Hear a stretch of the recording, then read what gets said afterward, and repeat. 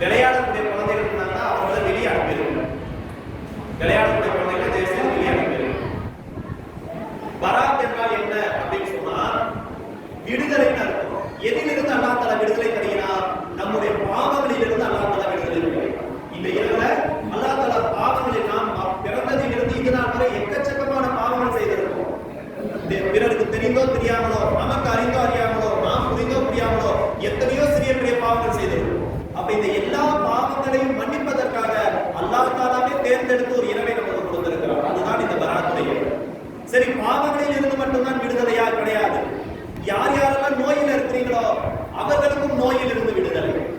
யார் யாரெல்லாம் துக்கத்தில் இருக்கிறீர்களோ உங்களுக்கு துக்கத்தில் இருந்து விடுதலை.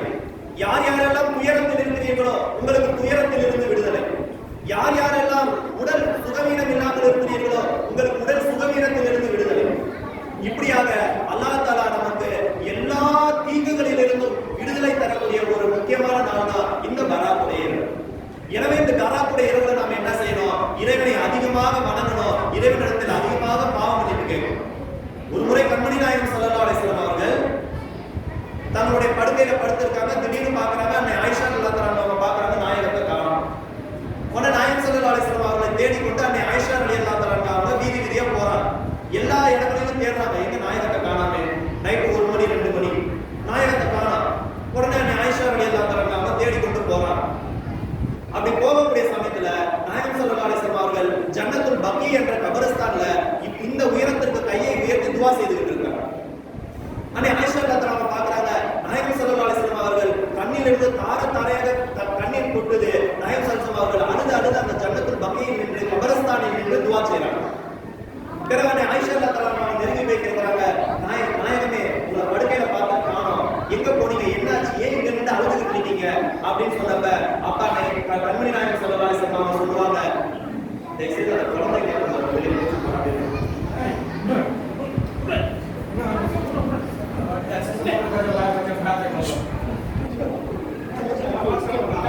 நாயகம் ஸல்லல்லாஹு அலைஹி வஸல்லம் அவர்கள் சொல்றாங்க, ஆயிஷா இன்றைய இரவு பராத்துடைய இரவு. என்ன சொல்றாங்க நாயகம்? இன்றைய இரவு பராத்துடைய இரவு. இந்த இரவிலே அல்லாஹ் தஆலா நரகத்திலிருந்து விடுதலை அளிக்கிறான், பாவத்திலிருந்து விடுதலை அளிக்கிறான், உடல் சுகவீனத்திலிருந்து விடுதலை அளிக்கிறான். நாம் என்னென்ன நாட்டங்களோடு இறைவனுடைய தர்பார்ல கேட்கிறோமோ அல்லாஹ் தஆலா எல்லா நாட்டங்களையும் தந்து விடுகிறான். அது மட்டும் இல்லாமல் நம்முடைய மூதாதையர்கள் யார் யாரெல்லாம் நரகில் இருப்பார்களோ நரகில் இருக்கக்கூடிய மூதாதையர்களுக்கு விடுதலை அளித்த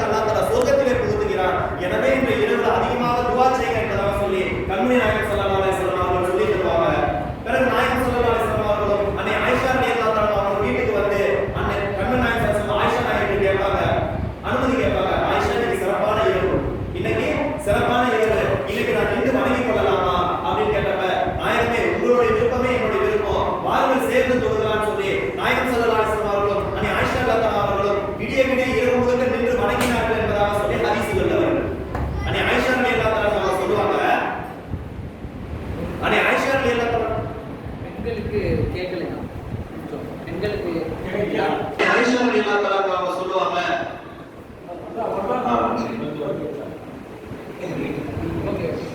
அன்னை ஆயிஷா ரலியல்லாஹு தஆலா அவங்க சொல்லுவாங்க, இந்த ஹதீஸை ரிவாயத் செய்யும்போது பெருமானார் ஸல்லல்லாஹு அலைஹி வஸல்லம் அவர்கள் சுஜூதிலே இருந்து நீண்ட நேரம் துஆ செய்தார்கள். சுஜூதிலே இருந்து துஆ செய்றாங்க. ஒரு கட்டத்தில் அன்னை ஆயிஷா ரலியல்லாஹு தஆலா அவர்களுக்கு பயம் வந்துருச்சு. எங்க நாயகம் ஸல்லல்லாஹு அலைஹி வஸல்லம் அவருடைய புனிதமான ரூஹ் பிரிந்து விட்டதோ என்ற எண்ணும் அளவிற்கு பெருமானார் ஸல்லல்லாஹு அலைஹி வஸல்லம் அவர்கள் சுஜூதிலே இருந்து துஆ செய்தாங்க. பிறகு அன்னை ஆயிஷா ரலியல்லாஹு தஆலா அவர்கள் மெல்ல போய் நாயகத்தினுடைய பாதங்களை தொடுவாங்க. அதுல ரத்த ஓட்டம் இருக்கும், ஒரு துடிப்பு இருக்கும். அப்ப ஆயிஷா நாயகி விலகிப்பாங்க. சரி, நாயகம் ஹயாத்தா இருக்கிறாங்கன்னு சொல்லி விலகியதாக இந்த அத்தனை செய்திகளும் ஹதீஸ்களில் பதிவாயிருக்கு. அப்ப நாயகம் ஸல்லல்லாஹு அலைஹி வஸல்லம் எதற்கு இந்த இரவிலே இவ்வளவு அடுத்து துஆ செய்யணும்?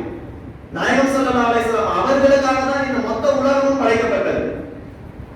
லௌலாமா கலக்கத்துல் அஃப்லாக். நாயகமே தாங்கள் இல்லை என்றால் உலகத்தில் எந்த படைப்பும் படைச்சிருக்காது. நாயகம் இல்லை என்றால் வானம் இல்லை, நாயகம் இல்லை என்றால் பூமி இல்லை, நாயகம் இல்லை என்றால் ஜின் இல்லை, நாயகம் இல்லை என்றால் மனிதர்கள் இல்லை, நாயகம் இல்லை என்றால் மழை இல்லை, நாயகம் இல்லை என்றால் வெயில் இல்லை, சூரியன் இல்லை, சந்திரன் இல்லை, எதுவுமே இல்லை. ஏன் சொர்க்கமும் இல்லை, நரகமும் இல்லை, அரிஷும் இல்லை, குர்ஷும் இல்லை. நாயகம் ஸல்லல்லாஹு அலைஹி வஸல்லம் அவர்களுக்காக அவர்களை கொண்டுதான் அல்லாஹ் தஆலா எல்லாத்தையும் படைத்தான். அப்ப அந்த நாயகம் ஸல்லல்லாஹு அலைஹி வஸல்லம் அவர்கள் ஏன் அந்த சுஜூதிலே ஆட வேண்டும்? நாயகம் ஸல்லல்லாஹு அலைஹி வஸல்லம் அவர்கள் எதற்கு அந்த சுஜூதிலே நீண்ட நேரம் துஆ செய்ய வேண்டும்? நாயகம் ஸல்லல்லாஹு அலைஹி வஸல்லம் அவர்கள் ஏன் ஜன்னத்துல் பகீருக்கு சென்று துஆ செய்ய வேண்டும்? கபரஸ்தானுக்கு சென்று ஏன் துஆ செய்ய வேண்டும்? நாயகம் துஆ செய்யறதா இருந்தா வீட்ல இருந்து துஆ செய்யலாம் இல்லையா? இல்ல பள்ளியில இருந்து துஆ செய்யலாம் இல்லையா? ஏன் கபரஸ்தானுக்கு சென்று துஆ செய்ய வேண்டும்? அப்ப இதுல இரண்டு விஷயங்களை நாம விளங்கணும். ஒன்னு, நாயகம் ஸல்லல்லாஹு அலைஹி வஸல்லம் அவர்கள் யார்?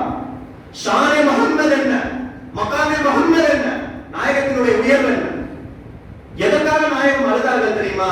இந்த பாவிகள், இந்த பாழாய் போன இந்த உம்மத்தில் பிறந்த பாவிகளுடைய வீழ்ச்சிக்காக பெருமானார் ஸல்லல்லாஹு அலைஹி வஸல்லம் அவர்கள் அழுதார்கள். நம்ம நாயகம் ஸல்லல்லாஹு அலைஹி வஸல்லம் அவங்களை பார்க்கல. 1400 வருஷத்துக்கு முன்னாடி யாருமே அறியாத நமக்காக அந்த கண்ணீர் விட்டு அழுதார்கள் பெருமானார் என்றால் நாயகத்தை நாம் எந்த அளவுக்கு நேசிக்க வேண்டும் பெருமக்களே. நமக்காக நம்முடைய தாய் இப்படி அழுதிருக்க மாட்டா, நமக்காக நம்முடைய தந்தை இப்படி அழுதிருக்க மாட்டாரு, நமக்காக சொந்த பந்த உற்றார் உறவினர் யாரும் வருத்தப்பட்டிருக்க மாட்டாங்க. ஆனால் நாம் யார் என்று அறியாத நேரத்தில் கூட பெருமானார் நமக்காக அழுதார்கள் என்று சொன்னார். இதுதான் முத்து முஹம்மது ஸல்லல்லாஹு அலைஹி வஸல்லம். இந்த நாயகத்தை நாம் எப்படி நேசிக்க வேண்டும் பெருமக்களே? இந்த நாயகத்தை நாம் எப்படி கடக்க வேண்டும்? ஆனா இன்னைக்கு அந்த நாயகத்தை பத்தின பேச்சு இல்ல, நாயகத்தை பத்தின புகழ் இல்ல. நாயகத்தை புகழ்ந்தா ஷிர்க், நாயகத்தை புகழ்ந்தா பிதஅத். இங்க அதிகமான இளைஞர்கள் இருக்கிறதுனால இந்த ஒரு செய்தியை நான் சொல்ல விரும்புறேன். முஸ்அப் இப்னு உமைர் ரலியல்லாஹு தஆலா என்று சொல்லக்கூடிய ஒரு சஹாபி. இவங்களுக்கு வயசு ஒரு 13-14 வயசு. எத்தனை வயசு? 13-14 வயசு. இந்த நேரத்துல நாயகம் ஸல்லல்லாஹு அலைஹி வஸல்லம் அவர்கள் இந்த தாவா பணியை செய்றாங்க, மார்க்க பிரச்சாரம் செய்றாங்க. இதை பார்த்து முஸ்அப் இப்னு உமைர் ரலியல்லாஹு தஆலா அவர்கள் ஈர்க்கப்பட்டு இஸ்லாத்தை ஏற்றுக்கொள்றாங்க. எத்தனை வயசுல? 13 வயசுல. ஆனா அவருடைய தாய் தந்தை என்ன செய்யல? இஸ்லாத்துக்கு வரல, இஸ்லாத்தை ஏற்றுக்கொள்ளல. அந்த நேரத்தில் முஸ்அப் இப்னு உமைர் ரலியல்லாஹு தஆலா அவர்கள் எவ்வளவு பெரிய பணக்காரரா இருந்தாங்கன்னு சொன்னா, ஒரு நாள் போட்ட ஆடையை மறுநாள் போட மாட்டாங்க. நம்மள்ட்ட ஒரு 10 Dress இருக்குமா, 10 கை 10 ஜுப்பா இருக்குமா, 10 பேண்ட் ஷர்ட் இருக்குமா, அதையே போட்டு துவைச்சு போடுறோமா இல்லையா? ஆனா முஸ்அப் இப்னு உமைர் ரலியல்லாஹு தஆலா அவர்கள் ஒரு நாள் போட்ட துணியை மறுநாள் போட மாட்டாங்க. ஏன்னா அவ்வளவு துணிகள் இருக்கும். வருஷம் 365 நாளும் புது புது துணியை கொடுத்துவாங்க. அப்ப எவ்வளவு பெரிய பணக்காரர். அதே போல அவங்க அதிகமா அத்தர் பூசுவாங்க. அந்த அத்தர் எப்படியாப்பட்ட அத்தர்னு சொன்னா விலை உயர்ந்த அத்தர்கள், விலை உயர்ந்த வாசனை பொருட்கள்.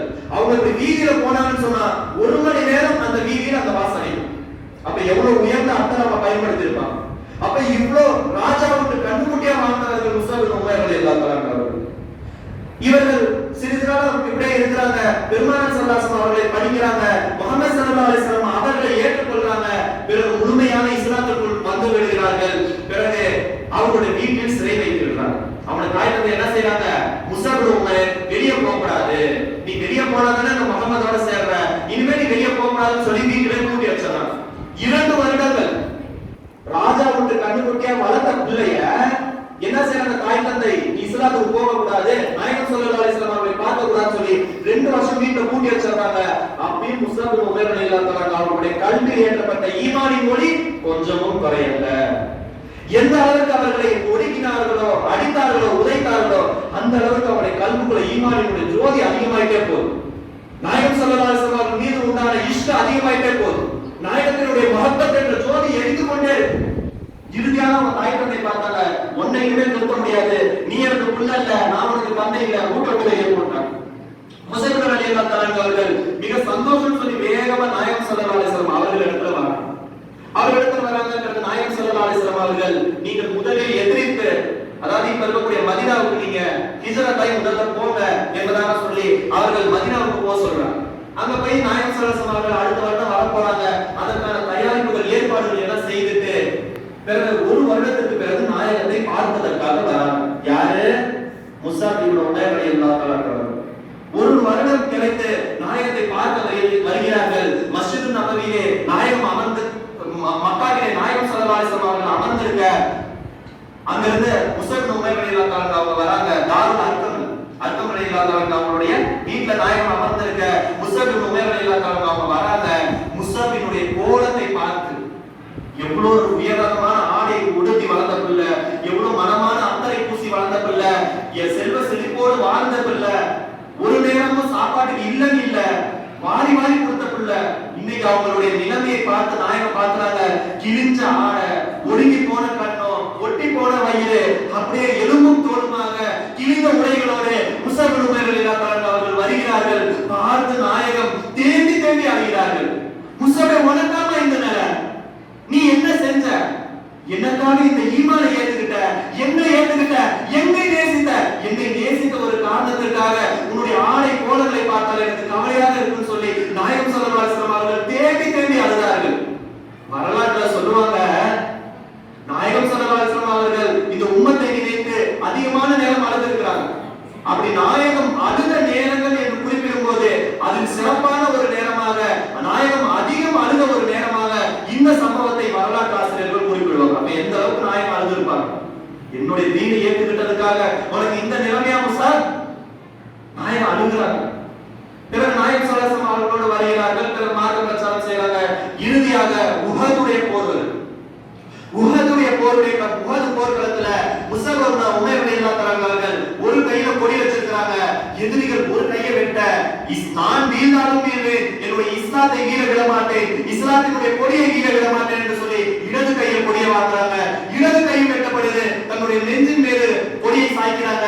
பிறகு அவருடைய கழுத்து வெட்டப்படுது. பக்கத்தில் இருந்த சஹாபியை அழைத்து இந்த கொடியை பிடிங்கள் என்று சொல்லி கொடியை அவர்கள் கையில் எடுத்து விட்டு, நான் வீழுவேன், என்னுடைய இஸ்லாம் வீழக்கூடாது, நான் வீழுவேன், என் முஹம்மது ஸல்லல்லாஹு அலைஹி வஸல்லம் அவருடைய கொடி வீழக்கூடாது என்பதாக அப்படியே லா இலாஹா இல்லல்லாஹ் முஹம்மது ரசூலுல்லாஹ் என்று சொல்லி மண்ணிலே சாய்ந்தார்கள். முஸஅப் இப்னு உமைர் ரலியல்லாஹு அன்ஹு அவர்கள். சுப்ஹானல்லாஹ், எந்த அளவுக்கு நாயகத்தின் மீது காதல் கொண்டிருப்பார்கள். இது மட்டுமா? இதற்கு அப்புறம் தான் விஷயம் இருக்கு. உஹதுடைய ஷுஹதாக்கள், 70 ஷுஹதாக்கள் எல்லோரையும் வரிசையா வச்சிருக்காங்க. அது ஹம்ஸா ரலியல்லாஹு அன்ஹு, முஸஅப் இப்னு உமைர் ரலியல்லாஹு அன்ஹு, எல்லா ஷுஹதாக்களையும் வச்சிருக்காங்க. நாயகம் ஸல்லல்லாஹு அலைஹி வஸல்லம் ஒவ்வொருவரையும் பார்த்து பார்த்து தேடி அழுது கொண்டே வரும்போது முஸஅப் இப்னு உமைர் ரலியல்லாஹு அன்ஹு வெறும் 21 வயதான முஸஅபுடைய அந்த பிரேதம் அந்த உடல் வைக்கப்பட்டிருக்கு. அதை பார்த்து நாயகம் ஸல்லல்லாஹு அலைஹி வஸல்லம் அவர்கள் மண்ணிலே விழுந்து அழுது அழுகிறார். முஸஅபே, இந்த இஸ்லாத்துக்காக நீ என்ன தியாகம் செய்த? என் மீது என்ன காதல் கொண்டிருந்த? என் மீது கொண்ட காதலால் உங்களுடைய தாயை விட்ட, தந்தை விட்ட, சொத்தை விட்ட, பத்தை விட்ட, இன்று உயிரையே விட்டு விட்டாய் முஸஅபே என்று சொல்லி நாயகம் ஸல்லல்லாஹு அலைஹி வஸல்லம் அவர்கள் அழுவார்கள். அந்த நேரத்துல முஸஅப் ரலியல்லாஹு அன்ஹு அவங்களுடைய அந்த அவங்களுடைய உடலை கபருக்குள்ள வச்சு மூடும்போது அவருடைய கபரின் மேல, அவருடைய உடலின் மேல போத்துவதற்கு கஃன் இல்லை. எப்படி வாழ்ந்த பிள்ளை, ஒரு நாளைக்கு ஒரு துணி, ஒரு நாளைக்கு ஒரு துணி என்று வாழ்ந்த பிள்ளை இறுதியிலே மரணிக்கும் போது தலைக்கு விட்டா காலுக்கு பத்தல, காலுக்கு தலைக்கு பத்தல. அந்த நிலையிலே முஸஅப் இப்னு உமைர் ரலியல்லாஹு அன்ஹு அவருடைய கபரிலே அவரை வைத்து அடக்கினார்கள் என்று சொன்னால் நாயகத்தின் மீது முஸஅப் நாயகம் கொண்ட காதல். இது போல் எத்தனையோ சஹாபாக்களுடைய வரலாறுகளை நாம் சொல்லிக் கொண்டே இருக்கலாம். பெருமக்கள், ஒவ்வொரு சஹாபியும் எந்த அளவிற்கு பெருமானாரை நேசித்தார்கள். இந்த நேசம் நம்முடைய கல்வியில் வந்தால்தான் நாம் உண்மையான மகமீன்கள். இந்த நேசம் இல்லாம நாம் தலைகீழ நின்று தொழுதாலும் சரி, 1000 பள்ளிவாசல்கள் கட்டினாலும் சரி, நம்முடைய ஈமான் காமிலாகாது, ஈமான் பூர்ணமாகாது. இங்க பெண்கள் எல்லாம் வந்திருக்கிறாங்க. பெண்களுக்கு ஒரு செய்தியை சொல்ல விரும்புறோம். அன்னை சுமையா ரலியல்லாஹு தஆலா, அன்னை சுமையா ரலியல்லாஹு தஆலா முதலில் இஸ்லாத்திற்காக உயிர் தியாகம் செய்த பெண்மணி அன்னை சுமையா ரலியல்லாஹு தஆலா. உயிர் தியாகம் சாதாரண உயிர் தியாகம் இல்ல. அன்னை சுமையா ரலியல்லாஹு தஆலா அவர்கள் இஸ்லாத்தை ஏற்றுக்கொண்டார்கள் என்று தெரிஞ்சவுடன் அபூஜஹல், அபூலஹப் எல்லாம் வந்து அன்னை சுமையாவை மனநிலை படுத்த வைத்து, நீங்க நினைச்சு பாருங்க, ஒரு 12 மணிக்கு நம்ம ரோட்ல வெயில நடக்க முடியுமா? இந்த ரோட்ல இந்த மண்ணுல வெறுந்தரையில நடக்க முடியல. அந்த அரபு உலகத்துல என்ன வெயில், அந்த பாலைமண வெயில், அந்த பாலைமணத்தில் என்ன சூடு, அந்த சூட்டிலே அன்னை சுமையா ரலியல்லாஹு தஆலா அவர்களை படுக்க வைத்து அவருடைய கால்கள் விரிக்கப்பட்டு, சுமையா நீ இஸ்லாத்தை விட்டு வெளியே வந்துரு, கலிமாவை சொல்லாத, லாதையும் உஸ்ஸாவையும் இறைவன் என்று ஏற்றுக்கொள், முஹம்மதை நபி என்று சொல்லாதே, அதை விட்டு வெளியே வந்துரு, உனக்கு சுகமான வாழ்க்கை தரேன்னு சொல்லி அபூலஹபும் அபூஜஹலும் உலகத்தினுடைய ஆசை காட்டினாங்க. அந்த நேரத்தில் அன்னை சுமையா என்ன சொன்னார்கள் தெரியுமா? லா இலாஹ இல்லல்லாஹ் முஹம்மது ரசூலுல்லாஹ் என்று சொன்னார்கள். அவர்களுக்கு கோபம் வந்தது. பெரிய ஈட்டியை எடுத்து அவருடைய மர்மூக்கிலே குத்தினார்கள். உலகத்துல யாருக்கும் நடக்கக்கூடாத கொடுமைகள், யாருக்கும் நடக்கக்கூடாது இந்த கொடுமை குத்துனாங்க. அதே இடத்தில் அந்த பாலை மண்ணில் முதலாக இஸ்லாத்திற்காக ஷஹீதாகிய பெண்மணி அன்னை சுமையா ரலியல்லாஹு தஆலா அவர்கள். இன்னைக்கு இந்த இஸ்லாத்தை நாம சாதாரணமா நினைக்கிறோம். இன்னைக்கு இந்த இஸ்லாத்தை நாம விளையாட்டா நினைக்கிறோம். இன்னைக்கு இந்த தொழுகைகளை நாம் சர்வ சாதாரணமாக எடுத்துக்கொள்றோம். ஃபஜ்ர் தானே போனா போகுது, லோஹர் தானே போனா போகுது, 2 நோன்பு தானே விட்டுட்டு போ, ஜகாத் அல்லாஹ் கேட்கவா போறா, ஹஜ் விடு, நமக்கு கடமை இல்ல, இப்படி எத்தனையோ அமல்களை வேண்டாம் நம்ம விட்டுட்டே போறோம். ஆனால் இந்த ஒவ்வொரு இஸ்லாத்தினுடைய வளர்ச்சிக்கும் ஒவ்வொரு சஹாபாக்களும் என்ன உயிர் தியாகம் செய்தார்கள் தெரியுமா? இஸ்லாம் என்பது சாதாரண விஷயம் கிடையாது. அபூபக்கர் ரலியல்லாஹு தஆலா அவர்கள் ரத்தம் சிந்தியதுதான் இந்த இஸ்லாம். உமர் ரலியல்லாஹு தஆலா அவர்கள் வேலை செஞ்சதுதான் இந்த இஸ்லாம். உஸ்மான் ரலியல்லாஹு தஆலா அவர்கள் மாறி கொடுத்த பணம் தான் இந்த இஸ்லாம். அலி ரலியல்லாஹு தஆலா அவர்கள் தன்னையும் தன் குடும்பத்தையும் தன்னுடைய மனைவி மக்களையும் தியாகம் செய்ததுதான் இந்த இஸ்லாம். இந்த இஸ்லாம் ஹுசைன் ரலியல்லாஹு தஆலா அவருடைய ரத்தம். இந்த இஸ்லாம் ஹசன் ரலியல்லாஹு தஆலா அவருடைய ரத்தம். இந்த இஸ்லாம் அன்னை ஃபாத்திமாவுடைய ரத்தம். இந்த இஸ்லாம் அன்னை கதீஜா ரலியல்லாஹு தஆலா அவருடைய தியாகம். ஆக இவர்களை எல்லாம் மறந்துவிட்டு, இவருடைய தியாகங்களை எல்லாம் மறந்துவிட்டு, நமக்காக இவ்வளவு கஷ்டப்பட்டு இந்த இஸ்லாத்தை நம்ம கையில சுலபமா கொடுத்திருக்கிறாங்க. நாம அந்த தியாகம் செய்த நல்லவர்களையும் மறந்துட்டோம், அந்த இஸ்லாத்தையும் மறந்துட்டோம், இஸ்லாமிய கடமைகளையும் மறந்துட்டோம். இப்ப நினைச்சு பாருங்க, நாம எல்லாம் உண்மையான முஃமின்களா? முஃமினை விடுங்க, நாம எல்லாம் உண்மையான மனிதர்களா? நமக்கு ஒருத்தர் ஒரு 10 ரூபாய் கொடுத்து உதவி செய்யறாரு, அவருக்கு நம்ம என்னங்க செய்வோம்? இல்ல ஒரு வெயில்ல போற ஒருத்தர் தண்ணி கொடுக்குறாரு, அவர் நம்ம காலத்துல நினைச்சு பார்க்க மாட்டோம். அந்த ரோட் வழியா போறப்ப இவருக்கு தண்ணி கொடுத்தாருப்பா சொல்லுவோமா மாட்டோமா? ஆனால் நமக்காக உயிரையே கொடுத்திருக்கிறார்கள், தன் சொத்து பத்து தன் பிள்ளைகளை தியாகம் செய்திருக்கிறார்கள். ஆனால் அவர்களுக்காக நாம் என்ன செய்தோம்? அவர்களை நாம் ஏதாவது நினைத்து பார்த்திருக்கிறோமா? எனவே பெருமக்களே, இன்றுடன் போனதெல்லாம் போகட்டும், இந்த பராத்திலே நாம் உறுதிமொழி ஏற்போம். நம்முடைய முன்னோர்களை நாம் நினைத்து பார்ப்போம், சஹாபாக்களை நினைத்து பார்ப்போம், நாயகத்தினுடைய குடும்பத்தார்களை நினைத்து பார்ப்போம். இந்த இஸ்லாத்திற்காக உயிர் தியாகம் செய்த எத்தனையோ வழிமார்கள், அவர்களை நினைத்து பார்ப்போம். குறைந்தது அவர்கள் பேரில் இந்த தினத்தில் ஒரு யாசீன் ஓதி அவர்களுக்காக துஆ செய்வோம். செய்யலாமா இன்ஷா அல்லாஹ்? இது நம்முடைய கடமை பெருமக்கள். சரி, விஷயத்துக்கு வருவோம். அடுத்து பராத்தினுடைய இரண்டாவது விஷயம் என்ன தெரியுமா? பெருமானார் ஸல்லல்லாஹு அலைஹி வஸல்லம் அவர்கள் இந்த உம்மத்திலே இப்படி ஒரு விஷயம் இருக்கு, இவ்வளவு புனிதமான ஒரு நாள் இருக்கு, இதை நீங்கள் பயன்படுத்திக் கொள்ளுங்கள் என்பதற்காக தான், அந்த வழிமுறைகளை காட்டுவதற்காக நாயகம் அவர்கள் ஜன்னத்துல் பகீன் என்று துஆ செய்தார்கள். வீட்டிலே வந்து சஜ்தாவிலே இருந்து துஆ செய்தார்கள். இந்த இரவுல அல்லாஹ் தஆலா என்ன தெரியுமா செய்றார்? முதல் வானத்தில் இறங்கி வருகிறார். அல்லாஹ் தஆலா என்ன செய்றார்? முதல் வானத்தில் இறங்கி வரார். இறங்கி வந்து என்ன கேட்கிறார்? என்னிடத்தில் யாரேனும் பாவ மன்னிப்பு கேட்பவர்கள் உண்டா? உங்களுடைய பாவங்களை மன்னிக்கிறேன். என்னிடத்தில் யாரேனும் நோய் நிவாரணம் கேட்பவர்கள் உண்டா? உங்களுடைய நோய்க்கு நிவாரணம் தருகிறேன். என்னிடத்தில் யாரேனும் பலா முசீபத்துகளில் இருந்து பாதுகாப்பு வேண்டுபவர்கள் உண்டா? உங்கள் பலா முசீபத்துகளை தூராக்குகிறேன். என்னிடத்தில் ஏதேனும் தேவைகளை கேட்பவர்கள் உண்டா? உங்களுடைய எல்லா தேவைகளையும் நான் தருகிறேன் என்று சொல்லி அல்லாஹ் தஆலா விடிய விடிய சொல்லிக் கொண்டே இருப்பான். இப்ப நீங்க நினைச்சு பாருங்க, நம்ம வீட்ல நம்ம வாசல்ல வந்து ஒரு எம்பி இல்ல ஒரு எம்எல்ஏ இல்ல ஒரு வார்டு கவுன்சிலர் வந்து நின்று உங்களுக்கு என்ன வேணும், உங்க வீட்டுக்கு என்ன வேணும், பாதாள சாக்கடை சரியா செஞ்சு தரேன், எலக்ட்ரிசிட்டியா செஞ்சு தரேன், தண்ணி வேணுமா செஞ்சு தரேன், இல்ல புதுசா வீடு கட்டி தரமா கட்டி தரேன், இன்னைக்கு பல பேர் வாஷிங் மிஷின் தராங்க, என்னதான் வாஷிங் மிஷின் கொடுத்தாலும் சரி, இல்ல துணி துவைச்சு போட்டாலும் சரி, எதுவும் நடக்க போறது இல்லை. சரி, அது அரசியல் விட்டுருவோம். அப்போ ஒரு சாதாரண மனிதன் நம்ம இடத்துல கேட்கும் போதே நாம் எவ்வளவு சந்தோஷப்பட்டு அவருக்கு பதிலளிப்போம். நம்மை படைத்த ரப்பு, நம்மை பாதுகாக்கக்கூடிய ரப்பு இன்றைய இரவு முழுக்க கேட்கிறான், எங்க இடத்துல பாவ மன்னிப்பு கேளுங்க, என்ற ரிஸ்க்கு கேளுங்க என்று சொல்லி விடிய விடிய அல்லாஹ் தஆலா கேட்கிறான். ஆனா நாம என்ன செய்யறோம்? சாப்பிட்டு நிம்மதியா தூங்குறோம். அப்ப அல்லாஹ் தஆலா கேட்கக்கூடிய அந்த கேள்விக்கு யார் பதில் கொடுக்கிறது? எனவே அன்பர்களே, இன்றைய இரவை நாம் முழுமையாக பயன்படுத்திக் கொள்வோம். இந்த மஜ்லிஸ்கள் எல்லாம் முடிந்த பிறகு இன்ஷா அல்லாஹ் நாம் ஒவ்வொருவரும் தனிப்பட்ட முறையில் அல்லாஹ்விடத்தில் அழுது முறையிடுவோம். யா அல்லாஹ், நான் சின்ன வயசுல இருந்து இன்னென்ன பாவங்கள் செய்துட்டேன், இத்தனை பாவங்கள் செய்துட்டேன், என் பாவங்களை மன்னிச்சிரு ரப்பே. நீ பாவத்தை மன்னிக்கலன்னா யாரு ரப்பே என் பாவத்தை மன்னிப்பா? ரப்பே, நீ ராசி உணவளிப்பவர், எனக்கு நீயே உணவு கொடுக்கக்கூடிய பொறுப்பை எடுத்துக்கொண்டிருக்கிற, எனக்கு நல்ல உணவை கொடுறப்பே, விஸ்தரமான உணவை கொடுறப்பே, பரக்கத்தான உணவை கொடுறப்பே, என்னுடைய பொருளாதாரத்திலே பரக்கத்தை கொடுறப்பே, என்னுடைய வியாபாரத்திலே பரக்கத்தை கொடுறப்பே, என் பிள்ளைகளுக்கு நல்ல இன்மை கொடுறப்பே, என் பிள்ளைகளுக்கு நல்ல செல்வ செழிப்பை கொடுறப்பே, என்னுடைய வாழ்க்கையை சுகமாக்குறப்பே, எல்லாத்துக்கும் மேலாக பெருமானாருடைய அன்பையை கல்வியை அதிகமாக கொடுறப்பே என்று சொல்லி நாம் விடிய விடிய துஆ செய்வோம். செய்யலாம் இன்ஷா அல்லாஹ். இதுதான் இந்த இரவிலே நாம் செய்ய வேண்டிய முக்கியமான ஒரு அமல். அடுத்த விஷயம், பெருமானார் ஸல்லல்லாஹு அலைஹி வஸல்லம் அவர்கள் ஜன்னத்துல் பக்கீல் என்று துஆ செய்திருக்கிறார்கள். எனவே இன்றைய இரவுல கபர்களுக்கு சென்று கபராளிகளை சந்தித்து சலாம் சொல்லி அவர்களுக்காக துஆ செய்வது இன்றைய இரவினுடைய சிறப்பு அம்சம், சுன்னத்தே ரசூல்.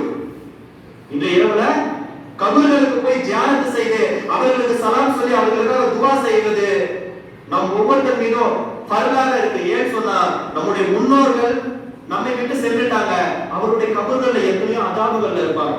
நம்முடைய தாதா தாதி கபருக்கு போயாச்சு, நானா நானி, நம்முடைய அப்பா அம்மா எத்தனையோ பேர், நம்முடைய உற்றார் உறவினர்கள் மாமா சிச்சா எத்தனையோ பேர் போயிட்டாங்க.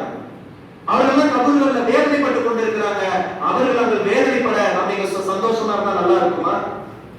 நாளை இதே நிலைமை தானே நமக்கும்.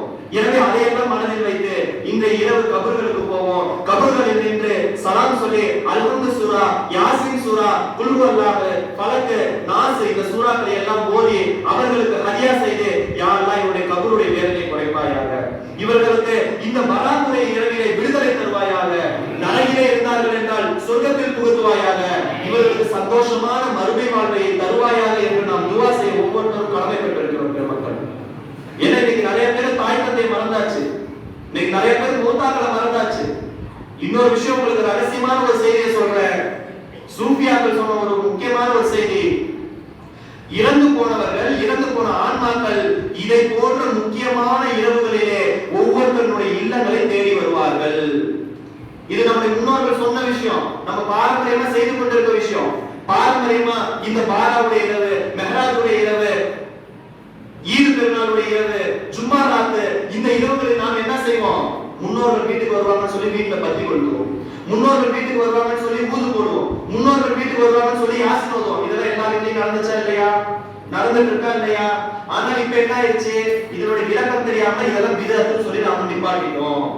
எனவே எல்லா முசீபத்தும் நம்மை பிடிச்சிருச்சு. எனவே இந்த முசீபத்திலிருந்து விடுதலை பெறணும்னு சொன்னா இந்த பாரம்பரியமான இந்த விஷயங்களை நாம் பின்பற்ற ஆரம்பிக்கணும். இப்ப நீங்க ஒரு கேள்வி கேட்கலாம், அது எப்படி மௌத்தா போன ரூஹுகள் மீண்டும் உலகத்துக்கு வரும்? அவங்கதான் கபருக்கு போயிட்டாங்க, அந்த ரூஹ் மீண்டும் வீட்டுக்கு வருமா அப்படின்னு சொன்னா தெளிவான குர்ஆன் ஹதீஸினுடைய ஆதாரங்களை வைத்து நாம் சொல்கிறோம். பெருமானார் ஸல்லல்லாஹு அலைஹி வஸல்லம் அவர்கள் மெஹராஜுடைய இரவுக்கு போறாங்க. எங்க போறாங்க? மெஹராஜுடைய இரவுக்கு போறாங்க. போகும்போது மஸ்ஜித் அக்ஸாவின் வழியாக செல்லும்போது, மஸ்ஜித் அக்ஸாவிற்கு செல்லும்போது மூசா அலைஹிஸ்ஸலாம் அவர்கள் தங்கள் கபருக்குள்ளே தொழுது கொண்டிருக்கிறார்கள். கபருக்குள்ள யார் தொழுதா? மூசா அலைஹிஸ்ஸலாம் தொழுதுட்டு இருக்காங்க. அது நாயகம் ஸல்லல்லாஹு அலைஹி வஸல்லம் அவங்க பார்க்கறாங்க. பிறகு நாயகம் ஸல்லல்லாஹு அலைஹி வஸல்லம் மஸ்ஜித் அக்ஸாவிற்கு போறாங்க. அங்க எல்லா நபிமார்களும், நாயகத்துக்கு முன்னால் மரணித்த எல்லா நபிமார்களும் அங்க கூடி இருக்கிறாங்க. அங்கே மூசா அலைஹிஸ்ஸலாமும் இருக்கிறாங்க. எல்லா நபிமார்களுக்கும் தலைமையாக நின்று பெருமானார் ஸல்லல்லாஹு அலைஹி வஸல்லம் அவர்கள் தொழ வைக்கிறாங்க. அப்ப இரண்டாவது விஷயம், நாயகம் ஸல்லல்லாஹு அலைஹி வஸல்லம் மஸ்ஜித் அக்ஸாவில் எல்லா நபிமார்களுக்கும் தொழ வச்சாங்க. பிறகு நாயகம் ஸல்லல்லாஹு அலைஹி வஸல்லம் அவர்கள் ஆறாவது வானம் போறாங்க. ஆறாவது வானத்துல மூசா அலைஹிஸ்ஸலாம் இருக்கிறாங்க. எந்த மூசா அலைஹிஸ்ஸலாம் கபர்ல தொழுதாங்களோ, எந்த மூசா அலைஹிஸ்ஸலாம் மஸ்ஜித் அக்ஸாவுல தொழுதாங்களோ, அதே மூசா அலைஹிஸ்ஸலாம் எங்க இருக்கிறாங்க? ஆறாவது வானத்துல இருக்கிறாங்க. பிறகு நாயகம் ஸல்லல்லாஹு அலைஹி வஸல்லம் அவங்க அல்லாஹ்வுடைய அர்ஷுக்கு போய் அல்லாஹ்விடத்தில் பேச்சுவார்த்தை தொழுகை முடித்துவிட்டு கீழே வரும்போது மூசா அலைஹிஸ்ஸலாம் கேக்குறாங்க, அல்லாஹ் என்ன கொடுத்தான்? 50 வேளை தொழுகை கொடுத்தான், போய் 5 குறைச்சிட்டாங்கன்னு சொல்றாங்க. மூசா அலைஹிஸ்ஸலாம் அவர்கள் சொன்னதை கொண்டு, அவருடைய உதவியை கொண்டு பெருமானார் ஸல்லல்லாஹு அலைஹி வஸல்லம் 50 வேளை தொழுகையை 5 வேளையாக குறைக்கிறாங்க. இப்ப இந்த சம்பவத்தை வச்சு நம்ம விளக்குறோம், மூசா அலைஹிஸ்ஸலாம் எப்ப மரணிச்சாங்க நீங்க சொல்லுங்க. நாயகம் ஸல்லல்லாஹு அலைஹி வஸல்லம் அவர்களுக்கு 3000 வருடத்துக்கு முன்னாடி, எத்தனை வருஷத்துக்கு முன்னாடிங்க? 3000 வருடத்துக்கு முன்னால் மரணித்த மூசா அலைஹிஸ்ஸலாம் அவர்கள் கபரிலே கொடுத்து கொண்டிருக்கிறார்கள். மஸ்ஜிதுல் அக்ஸாவிற்கு ஆகிறார்கள். மஸ்ஜிதுல் அக்ஸா இல்லாமல் 7 வானம் கடந்து மேலே வராங்கன்னு சொன்னா, அப்ப இந்த ஆன்மாக்களுக்கு ஒரு எல்லை கிடையாது. ஆன்மாக்களை ஒரு கூட்டில் அடக்க முடியாது. இறந்து போனவர்களுக்கு அல்லாஹ் தஆலா கொடுக்கக்கூடிய ஒரு சிறப்பு, ரூஹாக்களுக்கு கொடுக்கக்கூடிய ஒரு சிறப்பு என்னன்னு சொன்னா, அவர்கள் இந்த உடலிலே வாழும் வரைதான், இந்த ரூஹானது இந்த உடலிலே வாழும் வரைதான் சிறையில் அடைப்பட்ட கிளியை போன்று இருக்கும். எப்ப இந்த உடலை விட்டு இந்த ரூஹ் பிரியுதோ, அப்ப அந்த ரூஹுக்கு விடுதலை ஆயிடும். விடுதலை ஆயிட்டால் நினைத்த இடத்திற்கு எல்லாம் நினைத்த நேரத்தில் செல்லலாம். அது நபிமார்களுடைய ரூஹாக இருந்தாலும் சரி, வலிமார்களுடைய ரூஹாக இருந்தாலும் சரி. சரி, சாதாரண மனிதனுடைய ரூஹ் என்ன செய்யும் அப்படின்னு சொன்னா, தஃப்சீருடைய கிதாபுகளில் வருது, இதை போன்ற குறிப்பிட்ட நல்ல நாட்களில், பராத்துடைய இரவில், மெஹராஜுடைய இரவில், ஜும்மாவுடைய ராத்தில், இந்த மாதிரியான நல்ல இரவுகளிலே அந்த ரூஹாக்களுக்கு விடுதலை அளிக்கப்படும். அவர்கள் தங்கள் கபருக்கும் தங்கள் வீடுகளுக்கும் சென்று பார்ப்பார்கள் என்பதாக சொல்லி ஹதீஸ்கள்ல வருது, தஃப்சீருடைய விளக்கங்கள்ல வருது. அப்ப இந்த இரவுல என்ன செய்யணும்? இந்த இரவுல என்ன நடக்கும்? நம்முடைய மௌத்தா போன தாதா தாதியுடைய ரூஹ் நம்முடைய வாசல்ல நிற்கும். மௌத்தா போன நானா நானியுடைய ரூஹ் நம்முடைய வாசல்ல நிற்கும். அவர்களுக்கு நாம் என்ன செய்யணும்? அவர் நின்று கேட்பாங்க, எப்ப எனக்காக ஏதேனும் தானம் செய்யுங்க, எனக்காக ஏதேனும் தர்மம் செய்யுங்க, எனக்கு ஏதேனும் நன்மையான காரியங்கள் செஞ்சு நன்மையை கொடுங்க, குர்ஆனுடைய வசனங்களை ஓதி யாசின் ஓதி அதனுடைய நன்மை எனக்கு கொடுங்க, யாருக்காச்சும் வயிறு நிறைய சாப்பாடு போட்டு அந்த சாப்பாட்டுடைய நன்மை எனக்கு கொடுங்கன்னு சொல்லி வாசலில் நின்று அவர்கள் கேட்டுக்கொண்டே இருப்பார்கள். நம்முடைய தாதா தாதி வாசல் நின்று சோறு கேட்கும் போது நம்ம வீட்டுக்குள்ள தூங்கலாமா? அப்ப நம்ம என்ன செய்யணும்? இந்த இரவுல நம்முடைய மௌத்தாக்கள், நாயகம் ஸல்லல்லாஹு அலைஹி வஸல்லம் இந்த பராத்துடைய முக்கியமான ஒரு அம்சம் நமக்காக துஆ செய்வது, நம்முடைய முன்னோர்களுக்காக துஆ செய்வது. எனவே மரணித்து போன நம்ம முன்னோர்களுக்கு அல்ஹம்து சூரா ஓதி, யாசீன் சூரா ஓதி, குறிப்பாக ரூஹுகளுக்கு என்று தனியான ஒரு சிறப்புக்குரிய சூரா எதுன்னு சொன்னா சூரா முஸம்மில். எனவே எந்த கபர்களுக்கு போனாலும் சூரா முஸம்மில் ஓதி துஆ செய்யுங்க. அந்த கபராளிகளுக்கு அது வேதனையை குறைக்கும், அந்தஸ்தை உயர்த்தும். இது சூஃபியாக்களுடைய கவுல். சூரா அல்ஹம்து, சூரா யாசீன், சூரா முஸம்மில், சூரா குல் வல்லாஹ் அஹத், ஃபலக், நாஸ், இதையெல்லாம் ஓதி நம்முடைய மூதாதையர்களுக்கு எத்தி வைங்க இரவுல. அதை கொண்டு அவர்கள் சந்தோஷப்படுவாங்க. அவருடைய சந்தோஷத்தை கொண்டு அல்லாஹ் தஆலா நம்மீது சந்தோஷப்படுவான். நாம கேட்கக்கூடிய எல்லா துஆக்களையும் அல்லாஹ் தஆலா கபூல் செய்து விடுவார். இன்ஷா அல்லாஹ் செய்யலாங்களா? எனவே இந்த இரவினுடைய ஒரு முக்கிய அம்சம் என்ன? நாம் நின்று வணங்குவது, நாம் நமக்காக துஆ செய்வது, நம்முடைய முன்னோர்களுக்காக துஆ செய்வது, குறிப்பாக கபர்களுக்கு சென்று துஆ செய்வது. கபர்களுக்கு போய் துஆ செய்யணும். ஆண்கள், பெண்களுக்கு கிடையாது. பெண்கள் பொது கபரஸ்தானுக்கு போக கூடாது, அது மக்ரூஹான செயல். எனவே பெண்கள் போக தேவையில்லை. இரவிலே, அதுவும் இரவிலே இஷா கொடுத்து விட்டு இரவினுடைய பிற்பகுதியில், ஏன்னா நாயகம் ஸல்லல்லாஹு அலைஹி வஸல்லம் அந்த நேரத்தில் தான் ஜன்னத்துல் பக்கீக்கு போயிருக்கிறாங்க. அப்ப நாயகம் எந்த நேரத்துக்கு போனாங்களோ அந்த நேரத்தில் நாமும் செல்வதுதான் நமக்கான சுன்னத், நமக்கான வழிமுறை. எனவே இரவினுடைய பிற்பகுதியில நம்முடைய ஊரில் இருக்கக்கூடிய கபரஸ்தானுக்கு போய் நம்முடைய மூதாதையர்களை ஜியாரத் செய்து அவர்களுக்கு இந்த நன்மைகளை எல்லாம் ஓதி எட்டி வைத்தோமேயானால் அல்லாஹ் தஆலாவுடைய அருளை அவர்களுக்கும் இறக்குவான், அதன் பரக்கத்தால் நமக்கும் இறக்குவான். இன்ஷா அல்லாஹ் செய்யலாங்களா? எனவே இந்த இரவில சிறப்பாக செய்ய வேண்டிய ஒரு முக்கிய அமல் என்ன? அல்லாஹ்விடத்தில் நம்முடைய ஆயுளுக்காக துஆ செய்வது. முதல் விஷயம் என்ன? ஆயுளுக்காக நீண்ட ஆயுளை கொடுங்கப்பே. உன்னை வணங்குவதற்காக நீண்ட ஆயுள், உடல் சலாமத்து, உடல் ஆஃபியத்து. ஏன்னா உடம்பு தெம்புலன்னா என்ன இல்ல, எதுவுமே இல்லை. உடம்பு தெம்புலன்னா அல்லாஹ் வணங்க முடியாது, பள்ளிக்கு கூட நடந்து வரையல. எனவே இறைவா, நான் மரணிக்கும் காலம் வரை நின்று வணங்கக்கூடிய பாக்கியத்தை எனக்கு கொடுங்கப்பேன்னு சொல்லி அல்லாஹ் துஆ செய்யணும். உடல் ஆஃபியத்து சலாமத்தை துஆ செய்யணும். இரண்டாவது, இறைவா என்னுடைய எல்லா பாவங்களையும் மன்னிச்சுன்னு சொல்லி பாவ மன்னிப்புக்காக துஆ செய்யணும். மூன்றாவது, ரிஸ்க்குக்காக, இறைவா இரணத்தை தருபவன் நீனா, எனக்கு தாராளமான ரிஸ்க் கொடு, பரக்கத்தான ரிஸ்கை கொடு என்று ரிஸ்க்குக்காக துஆ செய்வோம். நாலாவது, என்னென்ன தேவைகள் இருக்கோ, ஏன் சொன்னா இந்த பராத்துடைய இரவை பத்தி நாயகம் ஸல்லல்லாஹு அலைஹி வஸல்லம் சொல்கிறார்கள், இந்த இரவிலே அல்லாஹ் தஆலா பட்ஜெட் தாக்கல் செய்கிறார். இந்த இரவு என்ன இரவுங்க? அல்லாஹ் பட்ஜெட் தாக்கல் செய்யறதுக்கு பார்லிமெண்ட்ல சட்டசபையில பட்ஜெட் தாக்கல் செய்யறாங்களா இல்லையா? போன ஒரு மாசத்துக்கு முன்னாடி நம்முடைய பார்லிமெண்ட்ல பட்ஜெட் தாக்கல் செய்து இந்தியாவை மொத்தமா வித்தாங்களா இல்லையா? எல்லாரும் பார்த்தோம். அல்லாஹ் தஆலா பாதுகாக்கணும். இந்த இந்திய தேசத்தையும் இந்திய மக்களையும் அல்லாஹ் தஆலா பாதுகாக்கணும். அப்ப அல்லாஹ் தஆலா பட்ஜெட் தாக்கல் செய்யனா என்னன்னு சொன்னா, இந்த வருடத்தில் எத்தனை பேர் பிறப்பாங்க, இந்த வருடத்தில் எத்தனை பேர் இறப்பாங்க, இந்த வருடத்தில் யார் யாருக்கு என்னென்ன உணவு, இந்த வருடத்தில் யார் யாருக்கு என்னென்ன நன்மை, இந்த வருடத்தில் யார் யாருக்கு என்னென்ன முசீபத்து என்று சொல்லி எல்லா விஷயத்தையும் நிர்ணயிக்கக்கூடிய ஒரு நாள் இந்த நாள். இந்த நாள் அல்லாஹ் என்ன செய்வான்? எல்லா விஷயத்தையும் நிர்ணயிக்கக்கூடிய நாள் இந்த நாள்.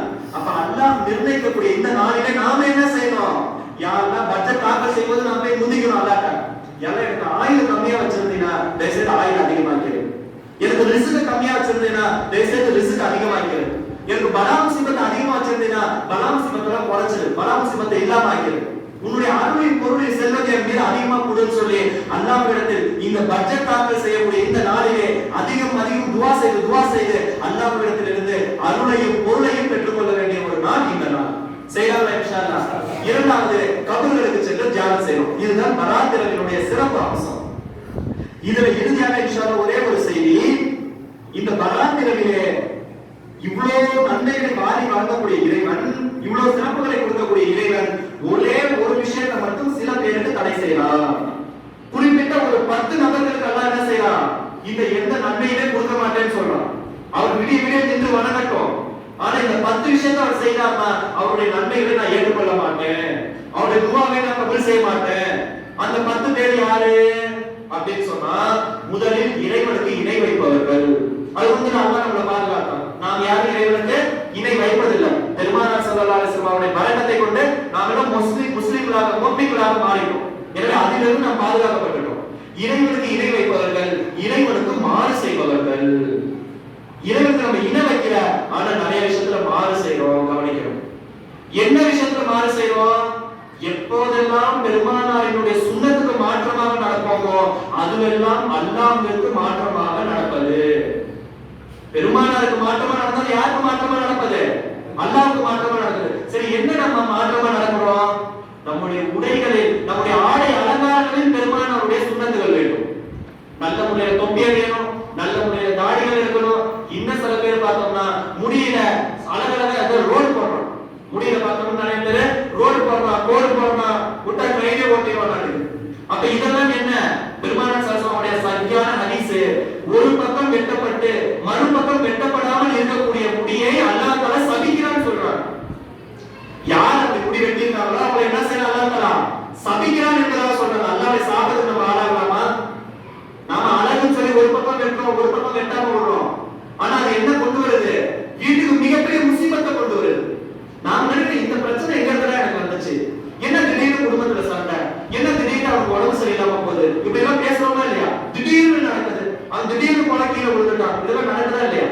அப்ப இந்த திடீர் சம்பவங்கள் ஏன் நடக்குதுன்னு சொன்னா, நாம் இந்த சுன்னத்துகளை பின்பற்றாததுனால் முசீபத்து நம் மூலமாக இறங்குது வீட்டுக்கு. எனவே நம்முடைய முடிகளை அழகு செய்வதில் கூட நாயகம் சுன்னத்தை கொடுத்திருக்கிறார். தாடி வளர்ப்பதிலும் சுன்னத்து இருக்கு. தாடினா சும்மா பெருசா வளர்க்கறதுக்கு பேரு தாடி இல்லை, தாடியில சுன்னத்து இருக்கு. ஒரு கைப்பிடி தாடி வைக்கிறது தான் சுன்னத்து. அதுக்கு மேல வளர்ந்துச்சுன்னா அது யாருடைய தாடி எல்லாருக்கும் தெரியும்.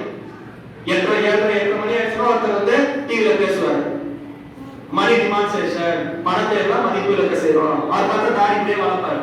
அந்த மாதிரி தாடி இஸ்லாம் சொல்லி தர்றாரு. தாடி அழகா இருக்கணும். தாடி எப்படி இருக்கணும்? அழகா இருக்கணும். நம்முடைய பேச்சு, பிறரிடத்தில் பேசக்கூடிய பேச்சு அழகா இருக்கணும். குறிப்பா இளைஞர்களுக்கு சொல்றேன், இந்த 2 விஷயத்தை நீங்க நல்லா ஞாபகம் வச்சுக்கணும். உங்களுடைய வாழ்க்கைக்கு ரொம்ப தேவையான 2 விஷயம். பெரியவர்களிடத்தில் ரொம்ப கண்ணியமா நடந்துக்கங்க. எந்த பெரியவங்க இடத்துல அது யாராவது இருக்கட்டும், அவங்க கெட்டவங்களாவே இருக்கட்டும், ஆனால் அவர்களிடத்தில் எந்த பத்வாவையும் வாங்கிடாதீங்க. ஏன்னா இன்னைக்கு பல இளைஞர்களுடைய வாழ்க்கை சீரழிவதற்கு காரணம் என்ன தெரியுமா? அவர்கள் பெரியோர்களிடத்தில் அதவு குறைச்சலாக நடப்பது, பெரியோர்களிடத்துல மதிப்பில்லாம நடப்பது. எனவே பெரியோர்கள் யாரா இருந்தாலும் சரி, அப்பாவா இருக்கட்டும், அம்மாவா இருக்கட்டும், வீட்டுல இருக்கக்கூடிய எந்த பெரியவர், வெளியே இருக்கக்கூடியவங்க யாரா இருந்தாலும் தயவு செய்து மதிப்போடு நடந்தது. அதே போல பெரியவர்களுக்கு ஒரு விஷயம், குழந்தைகளிடத்தில் அன்பாக இருங்க. இதுவும் நாயகத்துடைய சுன்னத்து. குழந்தை தானே சொல்லி அவனை அடிக்க கூடாது, குழந்தை தானே சொல்லி அவனை திட்டக்கூடாது. குழந்தைகளிடத்தில் மிக அன்பாக இருக்கணும். யார் ஒருவர் குழந்தை செய்யலாம்னு சொல்லி கண்மணி நாயகம் ஸல்லல்லாஹு அலைஹி வஸல்லம் அவங்க சொல்றாங்க. அதே போல ஏழை அனாதைகளை ஆதரிங்க. யாரேனும் ஏழைகள் இருக்காங்கன்னு தெரிஞ்சா உங்களுடைய ஊர்கள், இப்ப இந்த ஊர் இருக்குன்னு சொன்னா, தைக்கால் ஊர் இருக்குன்னு சொன்னா எல்லா வீட்லயும் அடுப்பு எரியுதான்னு பாருங்க. யாரேனும் ஒரு வீட்டுல அடுப்பு எரியலன்னா அந்த பாவம் அத்தனை வீட்டையும் பிடிச்சிடும். இது தைக்காலுக்கு இல்ல, நாம் இருக்கக்கூடிய எல்லா பகுதியிலும் தான். நாம் எந்த ஊர்ல இருக்கிறோமோ அக்கம் பக்கத்துல எல்லாம் சாப்பிட்டாங்களா, அக்கம் பக்கத்துல எல்லாம் வயிறு நிரப்பமா இருக்கிறாங்களா என்று கவனிங்க. உணவில்லாதவர்களுக்கு உணவு கொடுங்க. எனவேதான் தமிழ்ல சொன்னாங்க, தானத்தில் சிறந்த தானம் அன்னதானம். சொன்ன மாதிரி சொன்னாங்களா இல்ல பெரியவங்க? எனவே அன்னதானம், உணவுகளை நிறைய வாரி வாரி கொடுங்க. ஏழை எளியவர்களை ஆதரிங்க. யாரையும் வீட்டுக்கு பணம் கேட்டு வந்தாங்கன்னு சொன்னா அவரை சீட்டு விரட்டாதீர்கள். குர்ஆனினுடைய ஆயத்து, யாசி போல விரட்டாதீர்கள். யாசி போல நம்ம விரட்ட வச்சு போமா, உனக்கு வேற வேலை இல்லை, எப்ப பாருவாங்க. இப்படி நம்ம சீ என்று சொல்லிட்டோம்னு சொன்னா அவர்கள் ஒரு வார்த்தை நம்ம பார்த்து சாப்பிட்டாங்கன்னு சொன்னா நம்முடைய மாளிகையே சலிச்சிடும். வரலாற்றுல எத்தனையோ சம்பவம் இருக்கு. எனவே எல்லோரையும் ஆதரிங்க, எல்லோரையும் பாசமா இருங்க, எல்லோரையும் அன்பை வெளிப்படுத்துங்க. இததான் இஸ்லாமிய மார்க்கம் சொல்லி தருது. இஸ்லாமிய மார்க்கம் வெறும் தாடி வச்சு ஜுப்பா போட்டு வந்து பள்ளியாசல தொழுவது மட்டுமல்ல இஸ்லாம். இப்படி தவறா நம்ம நிறைவேற்றிருக்கோம் இஸ்லாத்தை. பிறரிடத்தில் அன்பாக நடப்பது இஸ்லாம். நம்முடைய நண்பர்களை அன்பாக பார்ப்பதும் இஸ்லாம். அவர்களிடத்தில் சிரிப்பதும் இஸ்லாம். ஒருத்தரை பார்த்து நம்ம அன்பா சிரிக்கிறோம், ரோட்ல போறோம், ஒரு இஸ்லாமியர் வராரு, அவர் பார்த்து சலாம் அலைக்கும் சிரிக்கிறோம், இது ஒரு மிகப்பெரிய இபாதத். நம்ம ரோட்ல போறோம், யாரையும் கஷ்டப்பட்டு இருக்காங்க, ஒரு மூட்டை தூக்க முடியல, தூக்கி அவங்களுக்கு மேல வைக்கிறோம், இது மிகப்பெரிய இபாதத். ஏன்னா ஹதீஸ்ல வரக்கூடிய சஹீஹான ஒரு செய்தி, எல்லாரும் தெரிந்த செய்தி, தயவு செய்து மனசுல வச்சுக்கணும். ஒரு விபச்சாரி பெண்மணி, ஒரு நாயகம் ஸல்லல்லாஹு அலைஹி வஸல்லம் அவர்களுடைய சொல், ஒரு விபச்சாரம் செய்யக்கூடிய பெண்மணி, அவ ஒரு கிணத்து பக்கமா போறான், ஒரு கேணி இருக்கு, அந்த கேணி பக்கமா போறான். அப்ப ஒரு நாய் என்ன பண்ணுது, தாகமா சுத்தி சுத்தி சுத்தி வருது. தாகத்துல என்ன பண்ணுது, சுத்தி சுத்தி வருது, யாரும் தண்ணி எடுத்து கொடுப்பாங்களான்னு சொல்லி. உடனே இந்த விபச்சாரி என்ன பண்றா, அவன் விபச்சாரி இல்லையா, எனவே அவருடைய அந்த முந்தானியை எடுத்து அந்த கேணிக்குள்ள போடுறா, அந்த துணியில தண்ணி நினைச்சிருது, அதை வெளியே எடுத்து நாயுடைய வாயில குடிக்கிறா. நாய் தாகம் தீர்ந்தது. பெருமானார் சொல்றாங்க, இந்த ஒரு நன்மைக்காக அல்லாஹ் தஆலா அவருக்கு சொர்க்கத்தை கொடுத்தான் என்பதாக சொல்லி நாயகம் ஸல்லல்லாஹு அலைஹி வஸல்லம் சொல்றாங்க. அவன் பெருசான தொழுலமா, பெருசான ஓதல, பெருசா நோம்பையில தலைகீழ நின்று எந்த தோப்பாவும் செய்யல. அவங்க செஞ்ச ஒரே நன்மை என்ன, நாய்க்கு தண்ணி கொடுத்து ஒரு பெண்மணி சொர்க்கத்தை வாங்கிட்டு போயிட்டாங்க. நாளை மறுமையில அல்லாஹ் தஆலாவுடைய தர்பாருக்கு ஒரு மனிதர் வருவார். எப்படியாப்பட்ட மனிதர்னு சொன்னா, பெரிய மூட்டை வச்சிருப்பார், தனக்கு பின்னாடி பார்த்தோம்னா பெரிய மூட்டையை சுமந்து தூக்க முடியாம தூக்கிட்டு வருவார். அந்த மூட்டை என்ன மூட்டைனா அமல்கள் மூட்டை. இந்த உலகத்துல அவர் செஞ்ச அமல்கள், அந்த மூட்டையை தூக்கிட்டு அப்படியே வருவார். வந்து அல்லாஹ்வுடைய தர்பார்ல நிப்பார். நின்னுட்டு சொல்றாரு, யா அல்லாஹ், இங்க பாரு, மூட்டை மூட்டையா நான் அமல் செஞ்சிருக்கேன், மூட்டை மூட்டையா தொழுதிருக்கேன், நோன்பு வச்சிருக்கேன், ஜகாத் செஞ்சிருக்கேன், பல ஹஜ் செஞ்சிருக்கேன், இந்த நன்மையை கூட எனக்கு சொர்க்கத்துக்கு விட்டுறாரு அப்படின்னு சொல்லி அல்லாஹ் சொல்வார். அல்லாஹ் தஆலா பார்ப்போம், அப்படியே சங்கதி, சரி வா நம்ம பாத்துக்கிறேன்னு சொல்லி, இங்க பாரு ஒரு ரோடு தெரியுது, செம்பாலான ரோடு, இங்கதான் இந்த தார் ரோடு. அதுவும் நம்ம ஊர்ல தார் ரோடே இல்ல, வெறும் கல்லு மண்ணு தான் கிடக்கு, தார் எங்க போகுதுன்னே தெரியும்.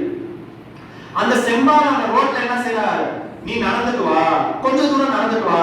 அங்க எப்படி இருக்கும், மனுஷங்கள சூரியன் பனமர தூரத்துல இருக்கும். நம்ம சூரியன் தூரத்துல இருக்கிறப்ப நம்மளால தாங்க முடியல, பனமர தூரத்துல சூரியன் கீழே செம்பு தர தாங்க முடியுமா? அவர் நடக்கிறாரு, மூட்டையெல்லாம் தூக்கணும், மூட்டையை விட்டோம்னா போச்சு. மூட்டை தூக்கிட்டு என்ன பண்றாரு, கொஞ்ச தூரம் நடக்கிறாரு. ரொம்ப தண்ணி தானே எடுக்கிறது, ரொம்ப என்ன எடுக்கிறது, தண்ணி தானே எடுக்கிறது. உடனே அல்லாஹ் தஆலாவுடைய ஏற்பாடு, ஏய்தாப்ல ஒரு மலக்கு வர அரை டம்ளர் தண்ணி வச்சிருக்காரு. எவ்வளவு? அரை டம்ளர் தண்ணி வச்சிருக்காரு. இந்த மனிதர் அவர்கிட்ட கேட்கிறாரு, அந்த அரை டம்ளர் தண்ணி கொடுக்கல, எனக்கு ரொம்ப தாகமா இருக்கு. உடனே அந்த மலக்கு சொல்லுவாங்க, உன்னுடைய மூட்டையில பாதி மூட்டை என்கிட்ட கொடுத்து நான் தண்ணி தரேன். என்னங்க அரை டம்ளர் தண்ணிக்கு பாதி மூட்டையா? என்னுடைய பாதி வாழ்நாள் கேட்கறீங்க, நீ கொடுத்தா கூட இல்லைன்னா போ, சரி தாங்க தரேன். மூட்டையை கொடுத்தாச்சு, தண்ணி வாங்கி குடிச்சாச்சு. மீண்டும் கொஞ்சம் தூரம் போறாங்க, இதே போல தாங்க எடுத்து மீண்டும் ஒரு மனிதர் வராரு, தண்ணி வச்சிருக்காரு, மூட்டையை கொடுக்குறாரு, தண்ணியை கொடுக்குறாரு, முடிஞ்சிச்சு. இப்படியே போறாரு, தண்ணி குடிச்சாச்சு, மூட்டையெல்லாம் காலியா போச்சு. இப்ப வெறும் கையா வந்து அல்லாஹ்வுடைய தர்பார்ல நிக்கிறாரு. வெறும் கையா வந்து அல்லாஹ்வுடைய தர்பார்ல நிக்கிறாரு. யா ரப்பே, என் கையில இப்ப எந்த அமலும் இல்ல ரப்பே, ரப்பே தயவுசெய்து என்ன மன்னிச்சிடு ரப்பே, உன்னுடைய அருளை கொண்டு எனக்கு சொர்க்கத்தை கொடு ரப்பேன்னு கேட்பாரு. அப்ப அல்லாஹ் தஆலா சிரித்து கொண்டே சொல்வான், இதுதான் ஒவ்வொரு முஃமினுக்கும் என்னுடைய அருளை கொண்டு நீ சொர்க்கத்துக்கு போன்னு சொல்லி அல்லாஹ்வுடைய அருளை கொண்டு அல்லாஹ் தஆலா சொர்க்கத்துக்கு அனுப்புவான். குர்ஆன்ல அல்லாஹ் தஆலா ஆயத்து சொல்வான், வமா அர்சல்னாக இல்லா ரஹ்மத்துல் அல்லாஹ் சொல்றது எதை கொண்டு அனுப்புறான்? அல்லாஹ்வுடைய ரஹமத்தை கொண்டு அனுப்புறான். அல்லாஹ் குர்ஆன்ல சொல்லுவான், வமா அர்சல்னாக இல்லா ரஹமத்தல் லில் ஆலமீன், கண்மணியே நபியே நாயகமே உங்களை ரஹமத்தாக அன்றி நாம் படைக்கவில்லை. அப்ப எதை கொண்டு நாம் சொர்க்கத்துக்கு போக முடியுங்க? பெருமானார் ஸல்லல்லாஹு அலைஹி வஸல்லம் அவர்களை கொண்டு தான் சொர்க்கத்துக்கு போக முடியும். பெருமானார் ஸல்லல்லாஹு அலைஹி வஸல்லம் அவர்கள் மீது வைக்கக்கூடிய அன்பை கொண்டு தான் சொர்க்கத்துக்கு போக முடியும். பெருமானார் ஸல்லல்லாஹு அலைஹி வஸல்லம் அவர்களை நேசிப்பதை கொண்டு தான் சொர்க்கத்துக்கு போக முடியும். பெருமானார் ஸல்லல்லாஹு அலைஹி வஸல்லம் அவருடைய வாழ்க்கை முறையை பின்பற்றுவதை கொண்டு தான் சொர்க்கத்துக்கு போக முடியும். பெருமானார் ஸல்லல்லாஹு அலைஹி வஸல்லம் அவர்கள் எந்த வார்த்தை சொன்னார்களோ அந்த வார்த்தை செவியில் ஏற்றால் தான் நமக்கு சொர்க்கம். எனவே பெருமானார் ஸல்லல்லாஹு அலைஹி வஸல்லம் அவர்களுக்கு ஒருபோதும் நாம் மாறு செய்துவிடக் கூடாது. இதுல தயவு செய்து எச்சரிக்கையாக கவனமாக இருக்க வேண்டும் பெருமக்களே. அடுத்தது, யார் தன்னுடைய ரத்த உறவுகளை துண்டித்தார்களோ. இன்னைக்கு நிறைய வீடுகள்ல பார்த்த இந்த ஒரு பிரச்சனை. நான் வந்துட்டு எங்க சிச்சாட்ட பேசி 10 வருஷம் ஆயிடுச்சுங்க. நான் எங்க மாமாட்ட பேசி 10 வருஷம் ஆச்சுங்க. அவங்க வீட்டு கல்யாணமா நான் போகவே மாட்டேங்க. அவங்க வீட்டு நிக்காம நான் போனதே இல்லைங்க. எனக்கு அவங்களோட சண்டை, அவங்களுக்கு இவங்களோட சண்டை. பார்த்தா எல்லாம் அண்ணன் தம்பி மாமா பிள்ளை மச்சான் பிள்ளை. யார் ஒரு ரத்த உறவை துண்டிப்பார்களோ, இவன் மாமன்ட்ட பேசுற மச்சான்ட்ட பேசுற, ஆனா பள்ளியாசல வந்து வீடியோ தொழுகிறான், பாவனை இப்ப கேட்கிறான், அல்லாஹ் மன்னிப்பாங்க மன்னிப்பாங்க நீங்களே சொல்லுங்க. நிச்சயமா அல்லாஹ் அவருடைய அமலை ஏற்றுக்கொள்ள மாட்டான். எனவே தயவு செய்து இன்றைய இரவிலே நாம் ஒரு உறுதிமொழி எடுப்போம். யார் யார் இடத்திலெல்லாம் நாம் சண்டை போட்டோமோ, யார் யார் மனசையெல்லாம் நோக்கடிச்சோமோ, எந்த உறவுகளை எல்லாம் துண்டித்தோமோ, அவர்கள் இடத்துல உடனே வெளியே போய் போன் பண்ணி அஸ்ஸலாமு அலைக்கும் அல்லாஹ் சொல்லுக்காக எங்களை மன்னிச்சிருக்க ஒரு வார்த்தை சொல்லி ஒண்ணு நம்ம குறைஞ்சிட மாட்டோம். நல்லா விளங்கிக்கங்க. நாவலி பாபுடைய ஒரு பாட்டு, இந்த ஒரு பாட்டு தயவு செய்து கேட்டு பாருங்க. இப்ப கேட்டு பாருங்க, உங்களுடைய கல்வில ஒரு மாற்றம் வரும். மௌத்தையே நீ மறந்து இங்கு வாழலாகுமா, மாறிடும் வாழ்வினில் மூழ்குதல் நியாயமா, மன்னாதி மன்னர் எல்லாம் நிரந்தரமாய் இறந்ததில்லை, மாபெரும் மன்னர் எல்லாம் நிரந்தரமாய் வாழ்ந்ததில்லை. எவ்வளவு பெரிய மன்னர்கள் இந்த உலகத்துல நிரந்தரமா இருந்ததில்லை, எவ்வளவு பெரிய மன்னர்கள் இந்த உலகத்துல நிரந்தரமா வாழ்ந்ததில்லை. அப்படி இருக்கும்போது நபிமார்களும் மணிமார்களுமே கபருக்கு தான் போனாங்க. எனவே பெருமக்களே, நாமும் நாளைக்கு மண்ணுக்கு தான் போக போறோம். அப்பா பிஸ்கட் வச்சிருக்கே கொடுக்காரு பையன் குடிச்சு கொடுத்துரு. பெருமானார் ஸல்லல்லாஹு அலைஹி வஸல்லம் அவருடைய ஒரு துவா, கபர்களுக்கு போனால் செய்ய வேண்டிய துவா. கபர்களுக்கு போனோம்னா செய்ய வேண்டிய ஒரு துவா சொல்றாங்க. அஸ்ஸலாமு அலைக்கும் யா அஹ்லல் குபூர் அன்தும் லனா ஸலஃபு வ இய்யாக்கும் பின்னாது. இந்த துவா சொல்லுங்க சொல்றாங்க. நாயகம் என்ன சொல்றாங்க? சரியா, நீங்க கபர்களுக்கு போனா என்ன சொல்லணும்? அன்தும் லனா ஸலஃபு, எங்களுக்கு முந்தி நீங்க போயிட்டீங்க, எங்களுக்கு நாங்க உங்களை பின்தொடர்ந்து வர இருக்கோம்னு சொல்லுங்கன்னு சொல்றாங்க. அப்ப அது என்ன ஞாபகப்படுத்துது? அவங்க கபருக்கு முன்னாடி போயிட்டாங்க, நாம பின்னாடி போறோம். இன்னைக்கு இரவு, நாளைக்கு இரவு, அடுத்த வருஷமோ அடுத்த மாசமோ யாருக்கும் தெரியாது. எனவே நம்ம எல்லாரும் இறக்க போபவர்கள் தான். எனவே நம்முடைய மனதிலே எந்த குரோதங்களும் வேண்டாம், எந்த வெட்டி பந்தாக்களும் வேண்டாம். சரி, இந்த இரவோடு நம்முடைய ரத்த உறவுகளோடு உண்டான உறவுகளை பலப்படுத்துவோம். அவர்களிடத்தில் ஒரு மன்னிப்பு கேட்போம். ஒரு முறை ஹதீஸ்ல வரக்கூடிய ஒரு அழகான ஒரு சம்பவம். அபூபக்கர் ரலியல்லாஹு அன்ஹு அவங்களும் உமர் ரலியல்லாஹு அன்ஹு அவர்களும் மதீனாவுல மஸ்ஜித் நபவில பேசிட்டு இருக்காங்க. ரெண்டு பேரும் யாருங்க? இஸ்லாத்தினுடைய மிகப்பெரிய மலைகள், இஸ்லாத்தினுடைய மிகப்பெரிய தூண்கள். அபூபக்கர் ஒரு பக்கம், உமர் ஒரு பக்கம். அபூபக்கர் யாரு? ஈமானினுடைய பேர். அபூபக்கர் ரலியல்லாஹு அன்ஹு அவருடைய ஈமானை ஒரு தட்டிலும், மற்ற முஃமினுடைய ஈமான் ஒரு தட்டிலும் வச்சா யாருடைய ஈமான் கலந்திருக்கும்? அபூபக்கருடைய ஈமான் கலந்திருக்கும். அந்த அபூபக்கர் ஒரு பக்கம். யாருடைய நாவில் அல்லாஹ் பேசுகிறான் என்று சொன்னார்களோ அந்த உமர் ஒரு பக்கம், ரலியல்லாஹு ஒரு பக்கம் உமர், ஒரு பக்கம் அபூபக்கர். ரெண்டு பேரும் பேசிக்கிட்டே இருக்கிறாங்க. அபூபக்கர் ரலியல்லாஹு அன்ஹு அவங்க சொன்ன ஒரு வார்த்தை உமர் ரலியல்லாஹு அன்ஹு கோபமடை செய்துச்சு. உமர் ரலியல்லாஹு அன்ஹு பொதுவாகவே எதனாலும் வாழ உரிமைப்பாங்க, ரொம்ப அப்படியே ஒரு ஜோஸான ஆளு. உடனே உமர் ரலியல்லாஹு அன்ஹு அபூபக்கர் ரலியல்லாஹு அன்ஹு சண்டை வந்துச்சு. அபூபக்கர் ஒன்னு சொன்ன, உமர் ஒன்னு சொன்ன, ரெண்டு பேரும் வாக்குவாதம் ஆயிட்டு உமர் ரலியல்லாஹு அன்ஹு அவர்கள் கோபிச்சு விட்டு நேரா அவங்களுடைய வீட்டுக்கு போயிட்டாங்க. நேரா எங்க போயிட்டாங்க? அவங்களுடைய வீட்டுக்கு போயிட்டாங்க. எங்க போயிட்டாங்க? நேரா அவங்களுடைய வீட்டுக்கு போயிட்டாங்க. வீட்டுக்கு போனோடனே அபூபக்கர் ரலியல்லாஹு அன்ஹு அவங்களுக்கு மனசு தாங்கல. ஏன்? நம்ம யாரை பகைச்சிருக்கோம்? யாருடைய நாவல அல்லாஹ் பேசுவானோ அந்த உமரை பகைச்சிட்டோம், அந்த உமரை திட்டிட்டோம். யார் நபிக்கு பிறகு நபியாக இருக்க தகுதியோ அந்த உமர் ரலியல்லாஹு அன்ஹு திட்டிட்டோம் அப்படின்னு சொல்லி அவ்வளவு பெரிய வயதிலும் மூத்தவர்கள், ஈமானிலும் மூத்தவர்கள் அபூபக்கர் ரலியல்லாஹு அவர்கள் நேரா உமர் ரலியல்லாஹு அவருடைய வீட்டை தேடி போறாங்க. வீட போயிட்டு உமரே வெளியே வாங்க, கதவை தட்டுறாங்க, உமரே வெளியே வாங்க, என்ன மன்னிச்சுக்கங்க, உமரே வெளியே வாங்க, என்ன மன்னிச்சுக்கங்க 3 முறை சொல்றாங்க. உமர் கதவை திறக்கல, அந்த வேகம் கதவை திறக்கல. பிறகு அபூபக்கர் ரலியல்லாஹு அவங்க மன வருத்தமா மீண்டும் மஸ்ஜித் நபவிக்கு வந்தாங்க. நாயகம் அங்க அமர்ந்திருக்காங்க. நாயகம் எல்லாத்தையும் பார்த்துக்கிட்டே தான் இருக்காங்க. அபூபக்கர் ரலியல்லாஹு மஸ்ஜித் நபவிக்கு வந்தாங்க. இப்ப உமர் ரலியல்லாஹு அவங்களுக்கு தோணுது, ஆஹா நம்ம யார் பகச்சிருக்கிறோம்? அபூபக்கர். அபூபக்கர் ரலியல்லாஹு யாரு? அவங்களுடைய ஈமான ஒரு தட்டிலும் மற்ற முஃமின்களுடைய ஈமான ஒரு தட்டிலும் வச்சா என்ன ஈமான் அதிகமாக இருக்குமோ, நாயகம் ஸல்லல்லாஹு அலைஹி வஸல்லம் அவர்களுக்கு பிறகு எல்லா நபிமார்களுக்கும் பிறகு உம்மத்திலே யார் உயர்ந்தவர்களோ அந்த அபூபக்கரை நம்ம பகச்சிட்டோம்னு சொல்லி உமர் ரலியல்லாஹு அவங்களுக்கு மனசு தாங்கல. நேரா மஸ்ஜித் நபவிக்கு ஓடி வராங்க. ஓடி வந்தோடனே அழகான ஒரு சம்பவம் நடக்குது. முத்து முஹம்மது ஸல்லல்லாஹு அலைஹி வஸல்லம் நடுவுல வீட்டு இருக்க, ஒரு பக்கம் உமர் ஓடி வராங்க, ஒரு பக்கம் அபூபக்கர் ஓடி வராங்க. அபூபக்கர் உமரே என்ன மன்னிச்சுக்கங்க அல்லாஹ் ரசூலுக்காக. உமர் சொல்றாங்க அபூபக்கரே என்ன மன்னிச்சுக்கங்க அல்லாஹ் ரசூலுக்காக. 2 பேரும் நீங்க மன்னிங்க, நீங்க மன்னிங்க. 2 பேரும் மன்னிப்பு கேட்டு கட்டி ஆலிங்கனம் செய்து முத்தம் வைத்த உடனே இங்கு பெருமானார் ஸல்லல்லாஹு அலைஹி வஸல்லம் அவர்கள் தேம்பி தேம்பி அழ ஆரம்பித்து விட்டார். இந்த அழகான சம்பவத்தை பார்த்து பெருமானார் ஸல்லல்லாஹு அலைஹி வஸல்லம் அழுகுறாங்க. அழுதுகிட்டே சொல்றாங்க, என்னுடைய உம்மத்து எப்போது எந்த காலம் வரை இப்படி இருக்குமோ, ஒருவருக்கு ஒருவர் மன்னிப்பு கேட்டுக் கொள்வார்களோ, ஒருவருக்கு ஒருவர் மனதிலே குஃப்ர் இல்லாமல் இருந்து கொள்வார்களோ, அதுவரை என்னுடைய உம்மத்தை யாராலும் எந்த அரசனாலும் எந்த கொம்மனாலும் வீழ்த்த முடியாது என்பதாக சொல்லி பெருமானார் ஸல்லல்லாஹு அலைஹி வஸல்லம் அவர்கள் சொல்வார்கள். எனவே இன்றிலிருந்து இந்த ஒரு விஷயத்தை நாம் பின்பற்றுவோம். பின்பற்றலாங்களா? சொல்லுங்க சத்தமா இன்ஷா அல்லாஹ். ஏன் சொன்னா இந்த ரத்த உறவுகளை துண்டித்தவர்களை இந்த இரவிலே அல்லாஹ் தஆலா அவர்களுடைய துஆக்களை கபூல் செய்வார். அடுத்தது யார் தாய் தந்தையருக்கு மாறு செய்தார்களோ அவர்களுடைய துஆவை அல்லாஹ் தஆலா கபூல் செய்ய மாட்டார். எனவே தாய் தந்தையருக்கு என்ன செய்யணும்? அவர்கள் முதிர்ந்தவர்களாக இருந்தாலும் சரி, இல்ல மூத்தார்களாக இருந்தாலும் சரி, அவர்களுக்கு துஆ செய்வது நம் மீது கடமை. தாய் தந்தையருக்கு 2 கடமை இருக்கு பிள்ளைகளுக்கு. அவர்கள் உயிரோடு வாழும் காலத்துல அவர்களுக்கு ஹித்மத் செய்யணும், அவங்க சொன்ன வேலையை செய்யணும், அவர்களுக்கு பணிந்து நடக்கணும். அதே போல அவர்கள் மரணித்து விட்டால் அவர்களுக்காக துஆ செய்யணும். இந்த 2 விஷயமும் நம்ம மீது கடமை. யாருக்கெல்லாம் தாய் தந்தையரை கொடுத்திருக்கானோ தயவு செய்து அந்த தாய் தந்தையருக்கு அதிகமாக ஹித்மத் செய்யணும். நீங்க சொர்க்கத்துக்கு போகணும்னு சொன்னா உங்களுக்கு அல்லாஹ் கொடுத்த மிக எளிமையான வழிமுறை எது தெரியுமா? தாய் தந்தை தான். உஸ்தாத் கூட சொல்லி காட்டுறாங்க, அல் ஜன்னத் தஹத அக்தாமுல் உம்மஹாத். அவருடைய கதமை ஷரீஃபைனுக்கு கீழே பெருமானார் ஸல்லல்லாஹு சொல்றாங்க, ஜன்னத் எங்கமா இருக்கு?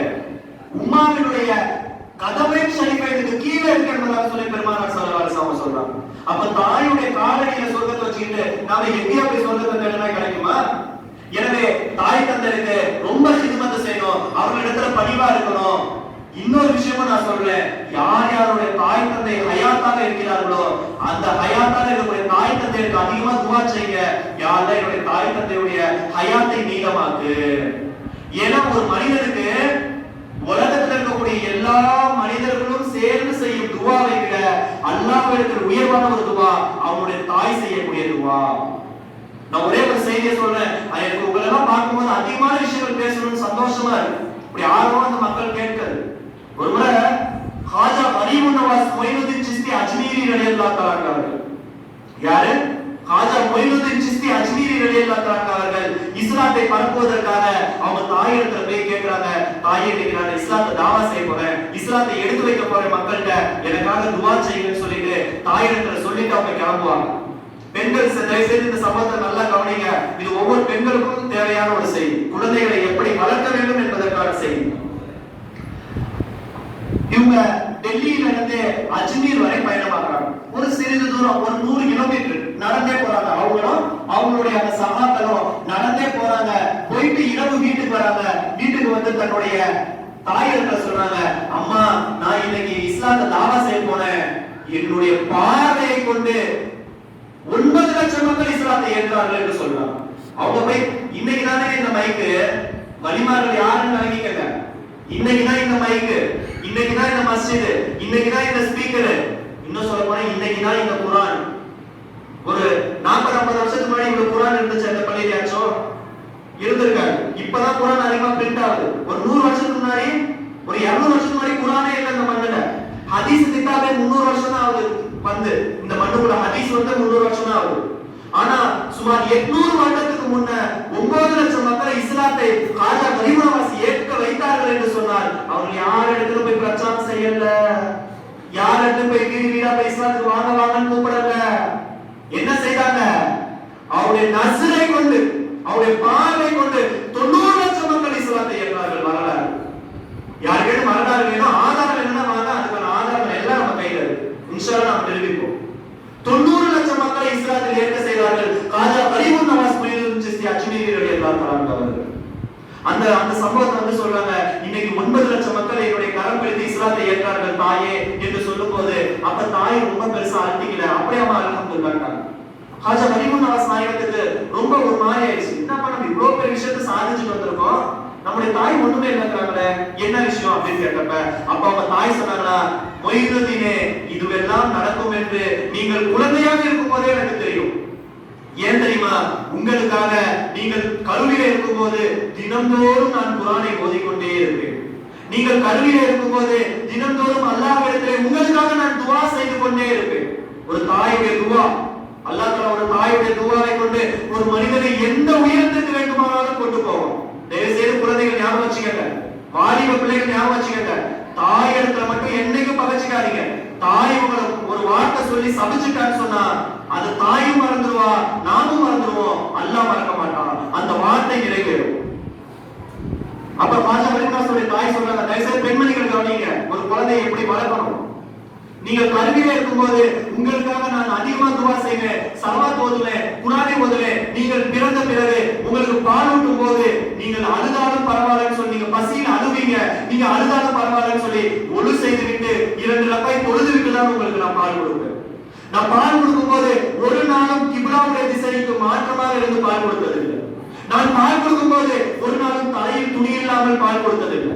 நான் பால் கொடுக்கும் போது ஒரு நாளும் ஸலவாத் சொல்லாமல் பால் கொடுத்ததில்லை. நான் பால் கொடுக்கும் போது ஒரு நாள் குர்ஆன் ஓதாமல் பால் கொடுத்ததில்லை. எனவே நான் செய்த அந்த அமல்களினுடைய பரக்கத், நான் செய்த துஆவினுடைய பரக்கத், நீங்கள் இன்று இந்த உயரத்திற்கு சென்றிருக்கிறீர்கள் என்பதாக சொல்லி காஜா கரீம் நவாஸினுடைய தாய் ஃபாத்திமா ரலியல்லாஹு தஆலா அவர்கள் சொன்னார்கள் என்று சம்பவம் பதிவாகியிருக்கிறது. மக்கள், ஒரு இமாம், மிகப்பெரிய தஃசீருடைய இமாம் ஒருத்தவங்க, அவருடைய தஃசீர் 4 பாகம் இருக்கு. அவ்வளவு பெரிய இமாம், பல அவங்க பாடம் எடுக்க ஆரம்பிச்சாங்கன்னு சொன்னா 300 மைக்கூடுகள் வைக்கப்படுமா? எத்தனை மைக்கூடு? அந்த மைக்கூடு தானே எழுதுவாங்க. 300 மைக்கூடு வைக்கப்படும்னா எத்தனை பேர் உட்கார்ந்து எழுதுவாங்க? ஒரு மைக்கூடு இருக்குன்னா அந்த 10 பேர் சுத்தி உட்கார்ந்து தொட்டு எழுதுவாங்க. அப்ப 300 மைக்கூடு வைக்குதுன்னா 300 into 10 எவ்வளவு? 3000 பேர். அப்ப ஒரு சமயம் பாடம் எடுத்தா எத்தனை பேர் உட்காருவாங்க? 3000 மாணவர்கள் உட்கார்ந்து எழுதிக்கிட்டே இருப்பாங்க. மிகப்பெரிய தஃசீர் எழுதுன மிகப்பெரிய மேதை அவங்க, பெரிய இமாம். அவங்க ஒரு நாள் என்ன செய்றாங்க, மாடியில இருந்து இறங்கி வரும்போது வலிக்கு விட்டு கீழே விழுந்துட்டாங்க. கீழே விழுந்தா கால் வந்து என்ன ஆயிடுச்சு? பிராக்சர் ஆயிடுச்சு, முறிஞ்சிருச்சு. அவங்களுடைய மாணவர்கள் முறியதுலாம் ஓடி வந்து அவங்க காலை நீவுறாங்க, நல்லெண்ணெய் தேய்க்கிறாங்க, என்னென்னமோ செய்யறாங்க. அந்த வலியில குடிக்கணும் தானே, எலும்பு உடஞ்சிருச்சுன்னா குடிப்பாங்க தானே வலியில. ஆனா அந்த இமாம் என்ன செய்யறாங்க? சிரிக்கிறாங்க, பிறகு அழுகுறாங்க, சிரிக்கிறாங்க, அழுகுறாங்க. என்னடா இது இவர் வித்தியாசம், திடீர்னு சிரிக்கிறாரு, திடீர்னு அழுகுறாரு, என்னன்னு தெரியலையே அப்படின்னு சொல்லிட்டு அப்புறம் அவங்க எல்லாம் ஆசுவாசப்படுத்திட்டு கட்டெல்லாம் போட்டுட்டு அவருடைய மாணவர்கள் சூழ்ந்து உட்கார்ந்து கேட்கிறாங்க, உஸ்தாத் நீங்க ஏன் இப்படி வித்தியாசமா நடந்தீங்க? கால்ல அடிபட்டு சிரிக்கிறீங்க, அப்புறம் அழுவுறீங்க, என்ன நடக்குது அப்படின்னு கேட்டப்ப அப்ப அந்த இமாம் சொன்னாங்களா, தயவுசெய்து குழந்தைகள் நல்லா கவனிங்க, பாலிக பிள்ளைகள் நல்லா கவனிச்சுக்கங்க, தாய்மார்களும் நல்லா கவனிங்க, குழந்தைகளோட தாய்மார்கள் இது முக்கியம். அப்ப அந்த இமாம் சொன்னாங்களா, நான் சின்ன பிள்ளையா இருக்கும்போது, ஒரு 7-8 வயசு பிள்ளையா இருக்கும்போது, 7-8 வயசுல அது என்ன இருக்கும்? விளையாட்டு பிள்ளை தானே. அப்ப நான் ஒரு பறவையை பிடிச்சு அது காலில கையில கட்டுவேன். ஒரு பறவையை பிடிச்சு அது காலில கையில கட்டி பறக்க விடுவேன். அது கொஞ்சம் தூரம் பறந்து போவோம், மீண்டும் இழுத்துருவேன். அப்புறம் திருப்பி கையில கட்டுவேன், கொஞ்சம் தூரம் பறந்து போவோம், மீண்டும் இழுத்துருவேன். இப்படியே நான் செஞ்சு விளையாடிட்டே இருந்தேன். என் தாய் செய்யாதப்பா, அதுக்கு வலிக்கும்னு சொல்லிக்கிட்டே இருந்தாங்க. என் தாய் பேச்ச நான் கேட்கல. பிறகு இப்படியே விளையாட்டு கொண்டே இருக்கும்போது திடீர்னு இழுத்து அதோட காலும் முறிஞ்சிருச்சு. எப்ப நடக்குதுங்க? 7 வயசுல நடக்குது, கவனிக்கிறோம். கால் முடிஞ்சோடனே என் தாய் கோபம் ஆயிட்டாங்க, அதே போல உன் காலம் உடையணும்னு சொல்லிட்டாங்க. எத்தனை வயசுல? 7 வயசுல தாய் சொல்றாங்க. ஒரு கோபத்துல சொல்வாங்க தானே தாய்மார்கள். அந்த குருவியினுடைய கால் உடைந்ததை போல உன்னுடைய காலம் உடையணும்னு சொல்லி 7 வயசுல என் தாய் சொன்னாங்க. நான் வருஷம் பார்த்தேன், எனக்கு இப்ப 70 வயசு ஆயிடுச்சு. என் தாய் 7 வயதுன்னு சொல்லி அந்த வார்த்தை 70 20 வயதில் பலித்திருக்கிறது என்று சொல்லி அந்த இமாம் சொன்னாங்க. எனவே நடந்த விஷயத்தை நினைச்சு சிரிச்சேன், நடந்த பாவத்தை நினைச்சு அழுதேன் என்பதாக சொல்லி அந்த இமாம் சொன்னார்கள் என்று சொன்னா, எனவே பிள்ளைகளே தயவு செய்து கவனமா இருங்க. தாய் இடத்துல எந்த ஒரு வார்த்தையும் சபிக்கக்கூடிய வார்த்தையை வாங்கிடாதீங்க. நான் தான் ஏற்கனவே கவனமா சொன்னேன். நாமும் மறந்துடுவோம், நம்முடைய தாயும் மறந்துடுவாங்க, ஆனா அல்லாஹ் மறக்க மாட்டான். அந்த விஷயத்தை நிகழ்த்தி காட்டிடுவோம். அதே போல பெண்கள் பேசுறது கவனமா இருங்க. பிள்ளைகளை பேசுறது எந்த வார்த்தையை சொல்லி சபிக்காதீங்க. நாம சொல்லி கொடுக்கிறது பிள்ளைகிட்ட நீங்க இப்படி சொல்லுங்க. அவன் எது சேட்டை செய்யறா, நீ பெரிய ஏதாச்சும் ஆலிமா போடா, பிள்ளை சேட்டை செய்யறா நீ ஆஃபியா போடா, பள்ளியாசலுக்கு சொல்லுடா, நீ நல்லா இருப்ப போடா. பிள்ளைகளை நாசமா போட்டுட்டாதீங்க. என்னைக்கும் பெற்றவங்களுக்கு சொல்றேன், ஏய் நீ நல்லா இருப்பா, உன் வாழ்க்கை நல்லா இருக்கும்டா என்று சொல்லி திட்டக்கூடிய வார்த்தையை நல்ல வார்த்தைகளாக திட்டுங்க. வேணும்னா நான் இன்னைக்கு சொல்றேன், எழுதி வச்சுக்கோங்க. இன்னும் 10 வருஷம் கழிச்சோ 20 வருஷம் கழிச்சோ 40 வருஷம் கழிச்சோ நீங்க வந்து சொல்லுவீங்க, ஹஸ்ரத் அன்னைக்கு நீங்க சொன்ன வார்த்தை எனக்கு பலிச்சிருச்சு, என் பிள்ளை நல்ல வாழ்க்கை வாழுதுன்னு சொல்லி நீங்க சொல்லுவீங்க. இன்ஷா அல்லாஹ் நடக்கும். எனவே பெற்றோர்களுடைய வார்த்தை இறைவன் பலிக்க செய்வான். எனவே அந்த வார்த்தைக்கு பயந்து அவர்களிடத்தில் மிக கண்ணியமாக இருந்து கொள்ளுங்கள். அடுத்த ஒரு விஷயம், யாரெல்லாம் கரண்டை காலுக்கு கீழ் ஆடை அணிவார்களோ அவர்களுடைய துவாவை அல்லாஹ் கபூல் செய்ய மாட்டான். கரண்டை காலுக்கு கீழ் ஆடை அணிபவர்களுடைய துவாவை அல்லாஹ் தஆலா கபூல் செய்ய மாட்டான். எனவே யாரும் கரண்டை காலுக்கு கீழாக ஆடை அணியாதீங்க. பேண்ட் போடுறீங்களா, உள் பக்கமா மடக்கிங்க, கரண்டை கால் வெளியே தெரியட்டும். இது ரசூலுடைய சுன்னத்து தானே. ஏன் பேண்ட ரோட்ல கூட்டிட்டே போனாதான் சுன்னத்தா? அப்பதான் 4 பேர் பாப்பாங்களா? இல்ல நீங்க மடிச்சு விடுங்க, அத 4 பேர் பார்த்து கேட்பான், என்ன பண்ணி வித்தியாசமா பேண்ட் போட்டுருக்க, கடுகாரல பேண்ட் போட்டுருக்க அப்படின்னு கேட்பான். அப்ப நீங்க சொல்லுங்க, இது எங்க நபியுடைய சுன்னத்துன்னு சொல்லுங்க. உங்களுடைய கண்ணியம் கூடுதா இல்லையான்னு சொல்லி இளைஞர்களை நீங்க பாருங்க. உங்களுடைய கண்ணியம் நிச்சயமாக கூடும். அல்லாஹ் தஆலா அவருடைய ஹதீஸுடைய சுன்னத்தை பின்பற்றினால் நம்முடைய கண்ணியத்தை மக்களிடத்தில் கூட செய்வார் பெருமக்களே. எனவே அந்த நேரத்துல நாம் ரொம்ப கவனமாக இருக்கணும். அடுத்த கடைசியான விஷயம், யார் மது அருந்துவார்களோ, நிரந்தர குடிகாரர்களாக இருப்பார்களோ, சாராயம் குடிப்பவர்களுடைய துவாவை நாம் கபூல் செய்ய மாட்டோம்.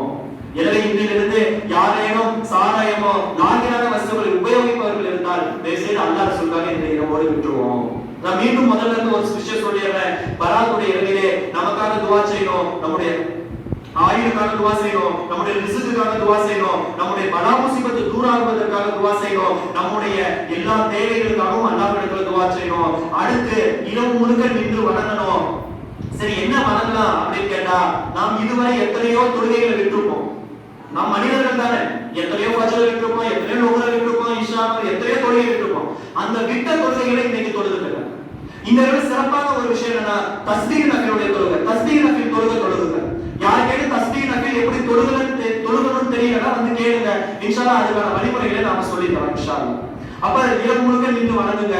அடுத்து கபர்களுக்கு சென்று ஜியாரத் செய்யுங்க. உங்களுடைய முன்னோர்களுக்காக கபர்களுக்கு சென்று இப்ப இஷா தொழுத கையோட எல்லாரும் இன்ஷா அல்லாஹ் ஜமாத்தாக போய் கபரஸ்தான்ல நின்று அந்த கபராளிகளுக்காக துஆ செய்வோம். துஆ செய்யலாம் இன்ஷா அல்லாஹ். நபியே சுன்னத் ஹயாத்தாக்கலாம் இன்ஷா அல்லாஹ். அவர்களுக்காக துஆ செய்யுங்க. இறுதியாக நாம் சொல்லி கொண்டு வந்த இந்த விஷயங்களை தயவுசெய்து பின்பற்றணும். நாயகத்துடைய சுன்னத்துகளை பின்பற்றணும். உற்றார் உறவினர் இடத்துல கண்ணியமா நடக்கணும்.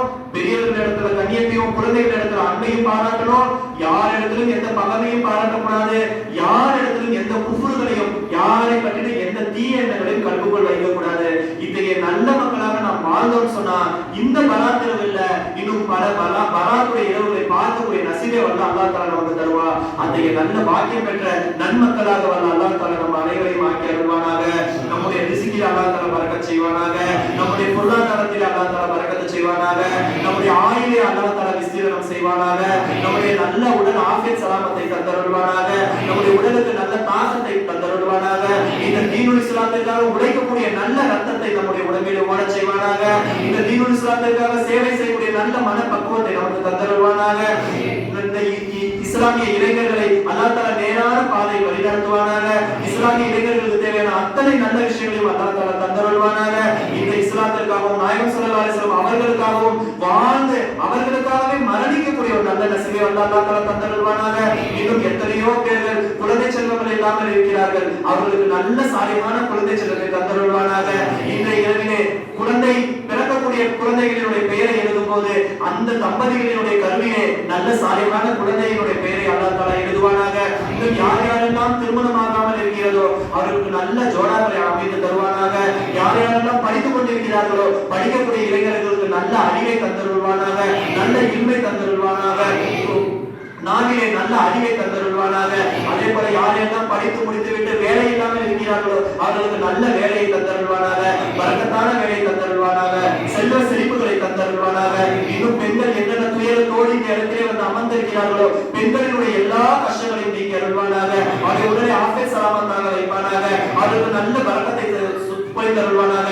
நம்முடைய உள்ளங்களையும் இல்லங்களையும் அல்லாஹ் தஆலா பரக்கத் பொருந்திய இல்லமாக உள்ளமாக மாற்றி தருவானாக. அனைத்திற்கும் மேலாக பெருமானார் ஸல்லல்லாஹு அலைஹி வஸல்லம் அவர்களை உயிருக்கும் உயிராக உயிருக்கும் மேலாக நேசிக்கக்கூடிய நல்லதொரு நசீபை நமக்கும் நம் சந்ததிகளுக்கும் அல்லாஹ் தஆலா வழங்கி அருள் புரிவானாக.